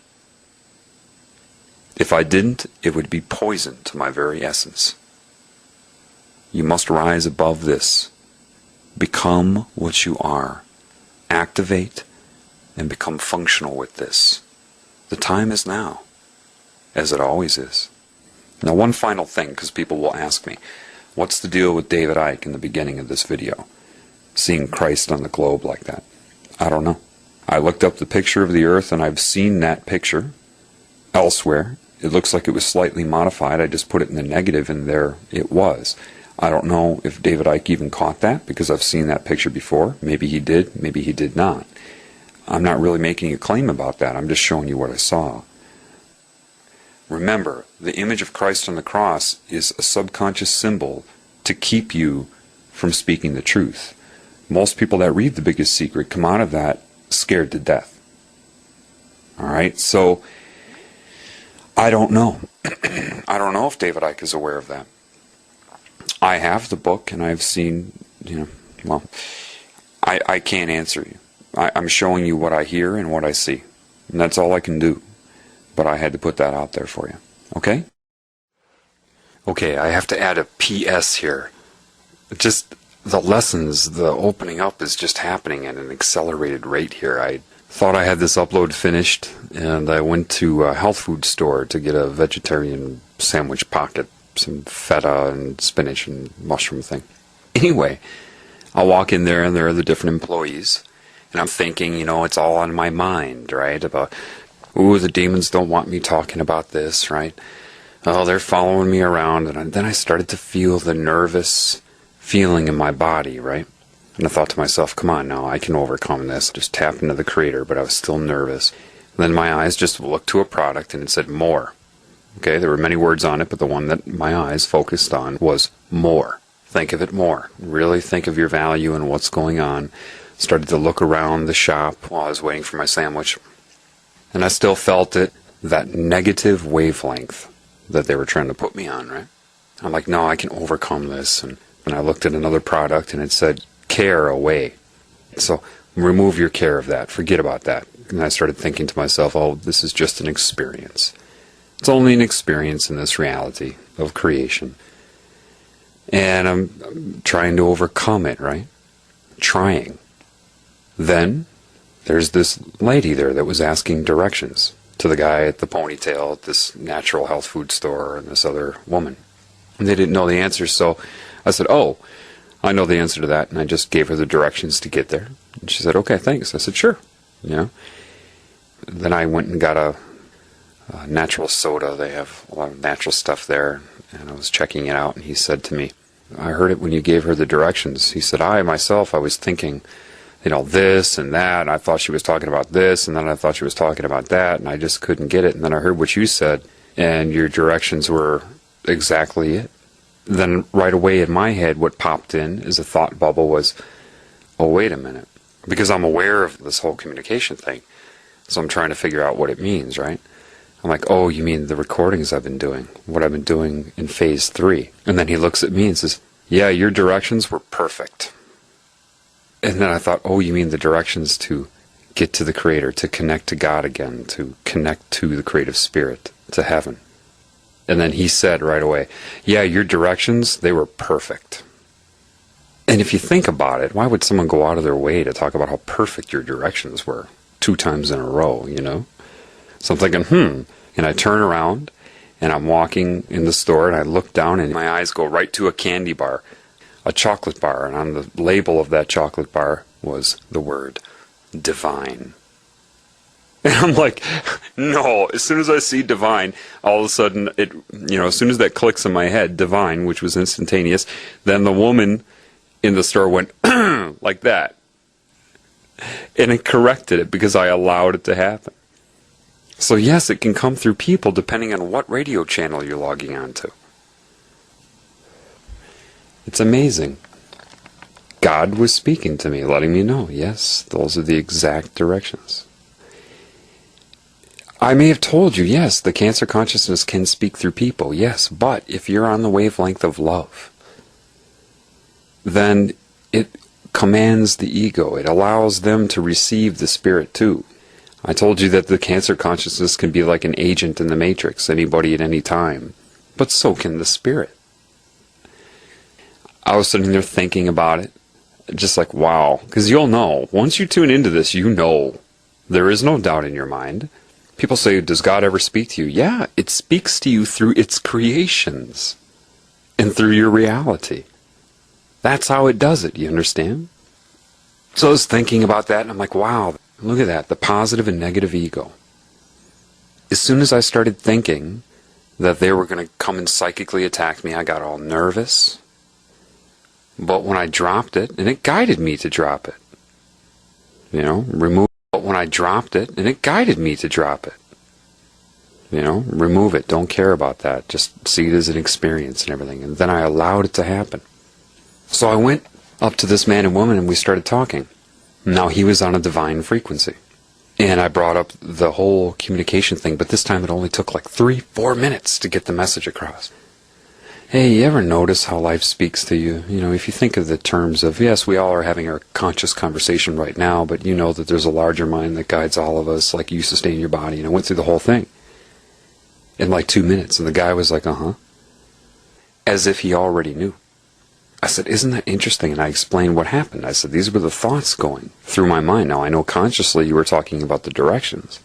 Let me explain how that was coordinated. And then I saw the chocolate bar with divine on it because I've been talking about the path to the creative spirit and everything. And I said, have you ever noticed that? He said, yes. And I'm like, yes, people are awake to this. And I said to him, man, it's weird at first, isn't it? It took me a while to get a handle on this. He says, yeah. He says, Thanks for sharing that. I'm glad you reminded me of that. And I said, you're welcome. And I turned to go get my sandwich. He said, well, thank you. From both ways. And then psychically in my mind, I knew what that meant. What that meant was many things. That's why language doesn't cut it. Thank you from both directions, both ways, from both ends. What does that mean? What did it mean in that moment? Just like when I tell you that a deer can mean many things doing the same thing, depending. What did that mean? That the truth, divine truth, the pure truth, will be seen as truth from both sides of this binary state of good and bad. If it is true, both sides will have to agree that it's true. That's what that meant. And also, even though I appeared to say that to him and remind him, he also played a role in reminding me, coordinated by the Spirit. And he understood that. And he let me know he understood that. So I'm being led to people now that know what I know, at least on some level, or if I tell them, they get it in a matter of minutes. They know it. They're starting to figure this out. You understand? And because it's your collective reality. You're part of something larger. And your state will dictate your experience in it. So if I'm worrying about the demonic focus on me, then my will is placed there, and I give it energy. If I just relax and allow the Creator to do what it does, then it does it. And there I got to assist people, and then it put in my head as I went out of the store, see, when you gave that lady directions, it feels good to help people, doesn't it? Even something that small. That's when you feel the best. Take note of how you feel right now. What just happened? What it was like when I was expressing this with that person and explaining it and having him understand it was like the inverse to an orgasm. An orgasm is the draining of your creative essence. This is like the infusion of it, God filling your cup. And it happens as quickly. It's like these divine moments of knowledge are like the opposite to an orgasm, but the same frequency. Instead of discharging, you're charging. And it made me take notice of that. So do you see how you feel right now? After an orgasm, you're drained. Now how do you feel? You feel alive, don't you? That charged you, didn't it? Interacting and speaking to people as them, as another part of you. At first I was looking at that guy before I talked to him like, he's kind of weird. He could be someone that will try to antagonize me. And then it said, see? You see? Now do you get it? And so I'm driving. And I was thinking, and I came to a four-way stop. And I'm thinking, that really was divine repairing of that situation. All of a sudden this girl in a car opposite of my direction at the four-way stop, you know, directly across from me, suddenly just reaches up and touches her nose. For no reason, just reaches up and touches her nose exactly in response to my thought. It will always speak to you. And it can do that. You see, it didn't really violate her free will. It didn't. It's for the good of the whole. So therefore, making her feel like she needs to touch her nose is good for the whole. And it doesn't really alter her conscious experience while she's driving in her car. And it just all comes together. And then I went and parked in this nature area to eat my sandwich. And I was thinking about the man Christ and what he was saying and how what seems to be happening right now. And I'm thinking, no. Is this how? And then the wind just picked up. Whoosh. And I was just thinking, I love the creative spirit. I just love you. I love what you're doing with me. And I'm driving back home, and now I'm seeing people drive past me, and I'm looking at them with appreciation and love. Felt like a kid, you know? I'm looking at them, and I didn't have the poison in my mind. It was like, oh, look at you dressed this way, you dress that way, you're driving this, you think this. Like my old ego used to think when I thought I was intelligent. Now I can just look at people, and I just had this love for them, and then it put into my mind. That's what sustains them. Doesn't matter if they know of you or not. If you look at them and their image and their essence, and you love them, that sustains them. Just like negative energy affects people. Love will sustain them. just by loving them. Because you're a part of something larger. And so now you're in awareness of them, connected to them, and that will affect them. As they're driving down the road, it could trigger a certain thought or whatever, but it sustains their essence. Every time you can look at somebody just for a moment with love, it's like plugging in your rechargeable battery for a moment. It gives them that juice. It gives them the sustaining essence of this whole reality. And it's said again, love my other creations. They are you. It is me in you and in them. If I'm helping you and I'm in them, what does that tell you? Yes, there's a problem right now, but see, the more you focus on me, it said, the essence of love and life, the creative spirit, the more I'll guide you. The more you'll have communication with me. You just needed to open up to it. It's always been there. And it guided me, and it was just wonderful. It's so funny because I know people have experienced this, but they didn't know how to properly explain it to people. And it said, this is the role that you get to play. In your healing, you get to be a healer. You get to play an active role, and I'm happy if you understand this. I'm happy that you explain it. You're not going to be the only one to explain it anyway. So don't put the whole world on your shoulders. You're playing your part. This isn't going to be stopped. You know? I mean, the wind just picked up outside my house right now. I mean, do you think the creative spirit's just like, relax. Relax and follow your path. Learn your lessons. Follow your path. Always be focused on me, and me is the love, the spirit, the sustainer, the creator. And this spirit would speak to me through winds and chirps and birds and agree, yes. Look how much joy you have. I looked around and I was by a lake and the sun was shining off of the lake. And it kind of said, through life, for you. All the people and animals, for you. And to them, you would be part of what I would say to them, for you. You are for everybody and they are for you. You are for everything and it is for you. Appreciate it. So I was walking around slowly, just, you're not alone, you're so not alone.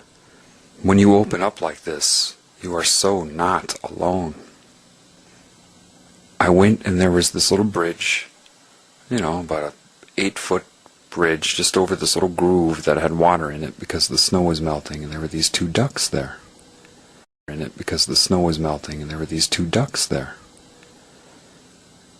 And I sat down and the ducks acknowledged me. At first they were startled by my presence, and I calmed my mind. And I looked at them and said to them in my mind, I love you.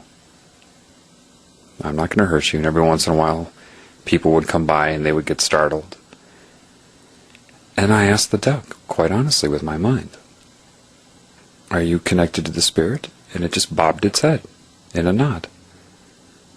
I said, you're aware of my thoughts? It bobbed its head in a nod.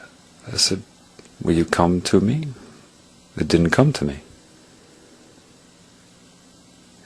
Right now the train, the whistle's going. This whole thing is just... I feel like I'm coming out of a coma or something.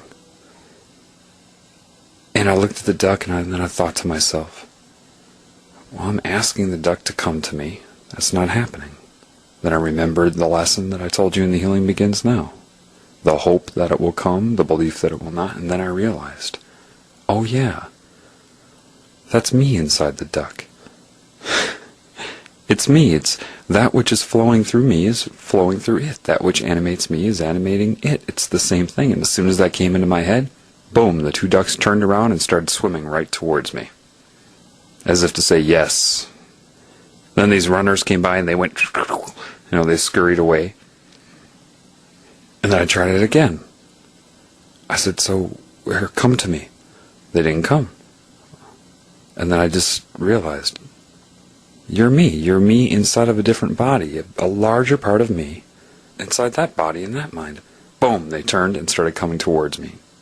The train was helping, the wind was picking up to verify what was happening. And I said, so you understand? Do you consciously understand? And it bobbed its head. And then I let it know. I said, okay. And it shook its head and, it started doing its thing, ruffling its feathers. So I said, do you understand then that you have your conscious experience as well? And it said, boom. And it bobbed its head for me. Yes, I have my conscious experience of this like you, but I also know that you are me. And that's why we're scared of humans, because they don't know this. And I said, okay. Not so much in language, with the intent. So I visualized in my head, I'm going to stand up now. I don't want to startle you. Do you understand that? That I'm going to get up and leave. And then he bobbed his head. And I said, okay. And I stood up and he didn't move. He didn't scurry away. And I said, thank you very much. And he bobbed his head to me. And I bobbed my head back and I said, thank you again. And he bobbed his head, And when you become psychic this way, you know that you're communicating with them. There's no question. And I walked around the lake again, and there it was, and the wind was picking up, and then it made me realize, who's been helping you this whole time? You. A larger part of you. You commanded the wind, not your personality, that which animates you, because it is you in a scalar reality. The beauty of life is you have your individual experience, yes. But it is you, the spirit, that makes you so. So if you love the spirit, and you don't want to lose your soul, you are the larger spirit. So you won't let that happen. So look around. It's wonderful. The design is wonderful.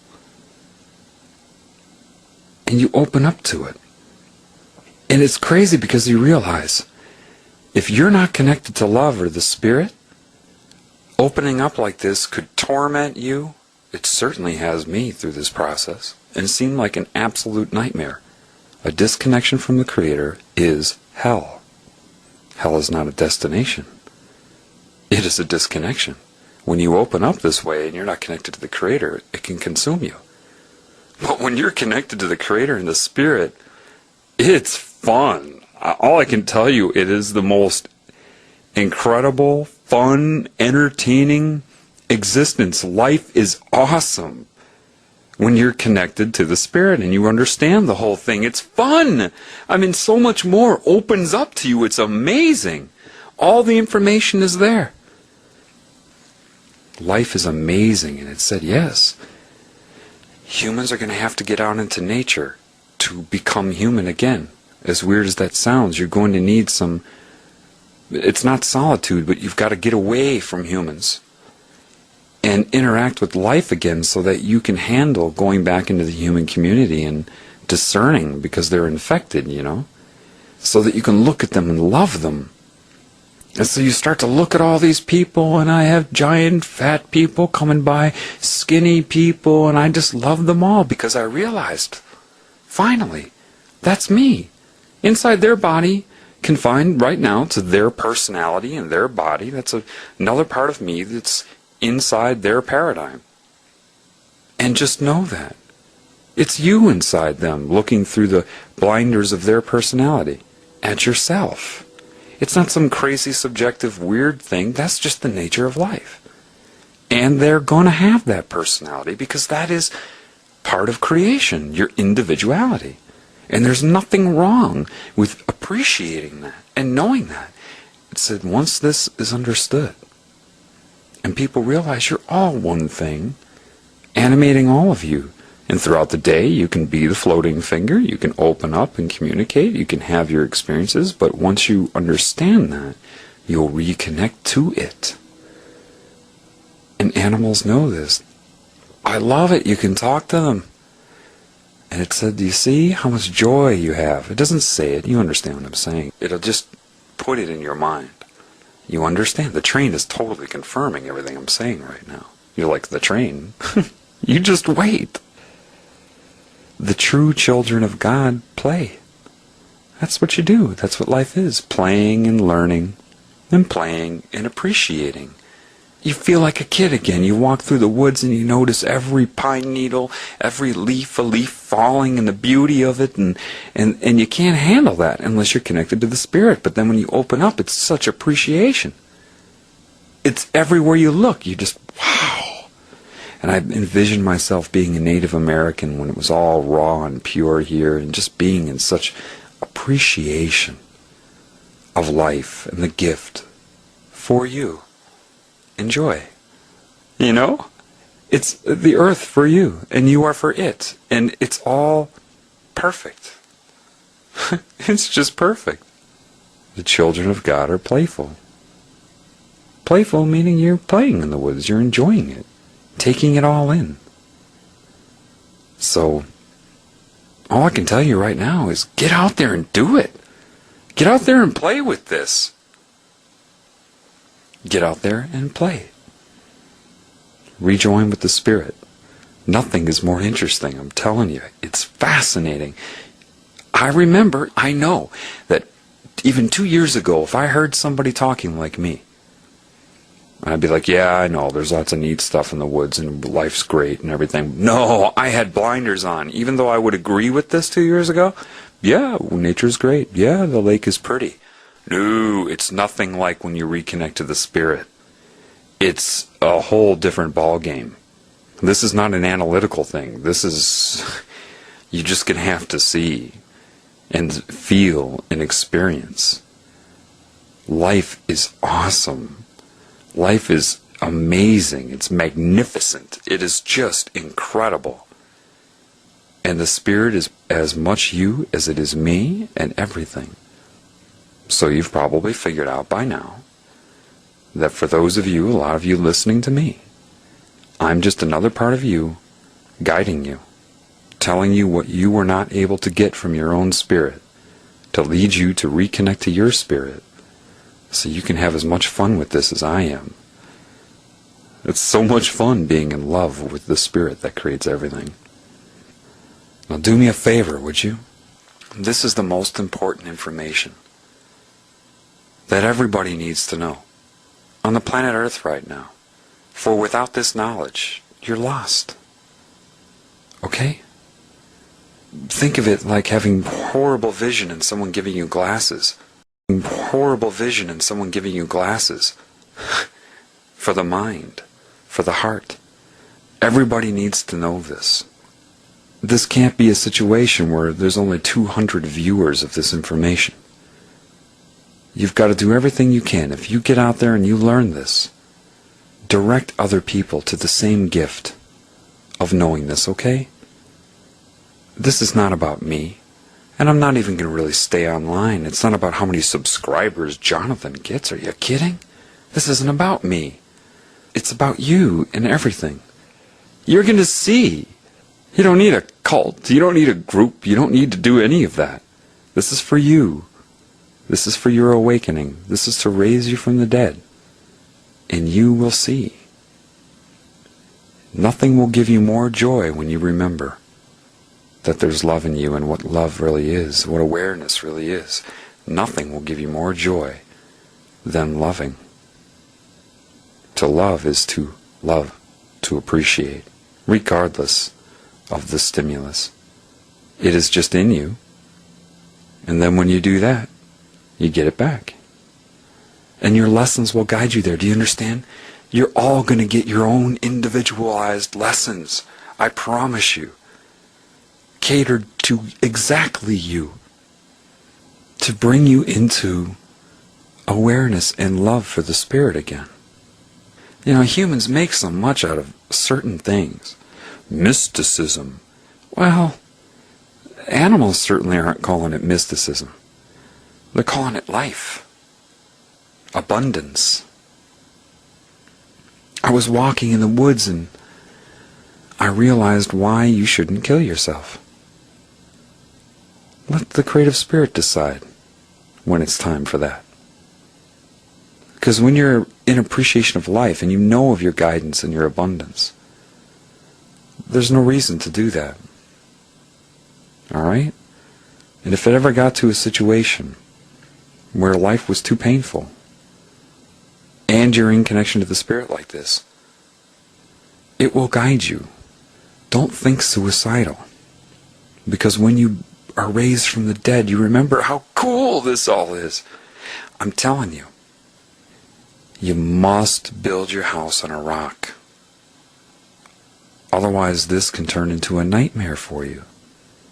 But if you do it via the intent to reconnect to your spirit, and when you calibrate, when you start to learn how to play that guitar, when you start to get those calluses, which is ignoring the input of the disconnected essence, get the coordination to form the chords on the guitar, and you start to play, it's fun. It's so fun. And the beauty of it is when you're able to have that type of command over your reality and love and experience with it. When you know that everything you look at is you, you're not going to hurt anything. There is no danger of that. And if you go this route, the real route, through the Divine Spirit, if you're out of balance, it will take that away. Just because. It's fail-safe. This is life. And it will speak to you. It will guide you. Be mindful of every sound, every car in the background that may be spinning their tires, a crowd cheering for a game in the background, a bunch of geese flying over. Be so mindful of everything. And when you do it in appreciation, you'll be calm and you'll love it. You will love it. You'll see. At a certain moment, for all of you, it's just going to click. Just like when you suddenly are able to play that chord out of the blue on a guitar. It will just click. You won't know when and you won't know where, but you will certainly know that it happened. And it's happening. Start in nature, okay? Start in nature, because the animals will teach you. They will guide you because they are also animated. They are animated by the Spirit and in full awareness at any given moment of these things. It's time for you to learn from the Creator's creations. From the ducks, the deer, the geese, the squirrels. All of them. So, connect to the Spirit. I'm talking in circles now, but I really want to drive that home. Base this on love and the Spirit, which is in you and everybody, even if they're infected with an essence that's trying to separate them. Within them is the Spirit. Know that, and know that that Spirit is you. You going to argue with them? Trying to make them feel bad about themselves and evil about themselves when it's another part of you? Or do you want to heal that? What would make you feel better? If it is you, think about it. What is the greatest gift? The greatest gift ever is forgiveness. Not so much God's forgiveness for you. When it imparts and infuses into you the ability to forgive yourself and everybody else. The greatest gift is not if you beg the Spirit for forgiveness and it forgives you. No. The greatest gift is when your spirit is activated and you forgive yourself and everybody else. That's the beauty, because you can only do that when you realize these things. It will transform from theory and philosophy to reality, undeniably. So get out there and play. Thank you very much for listening.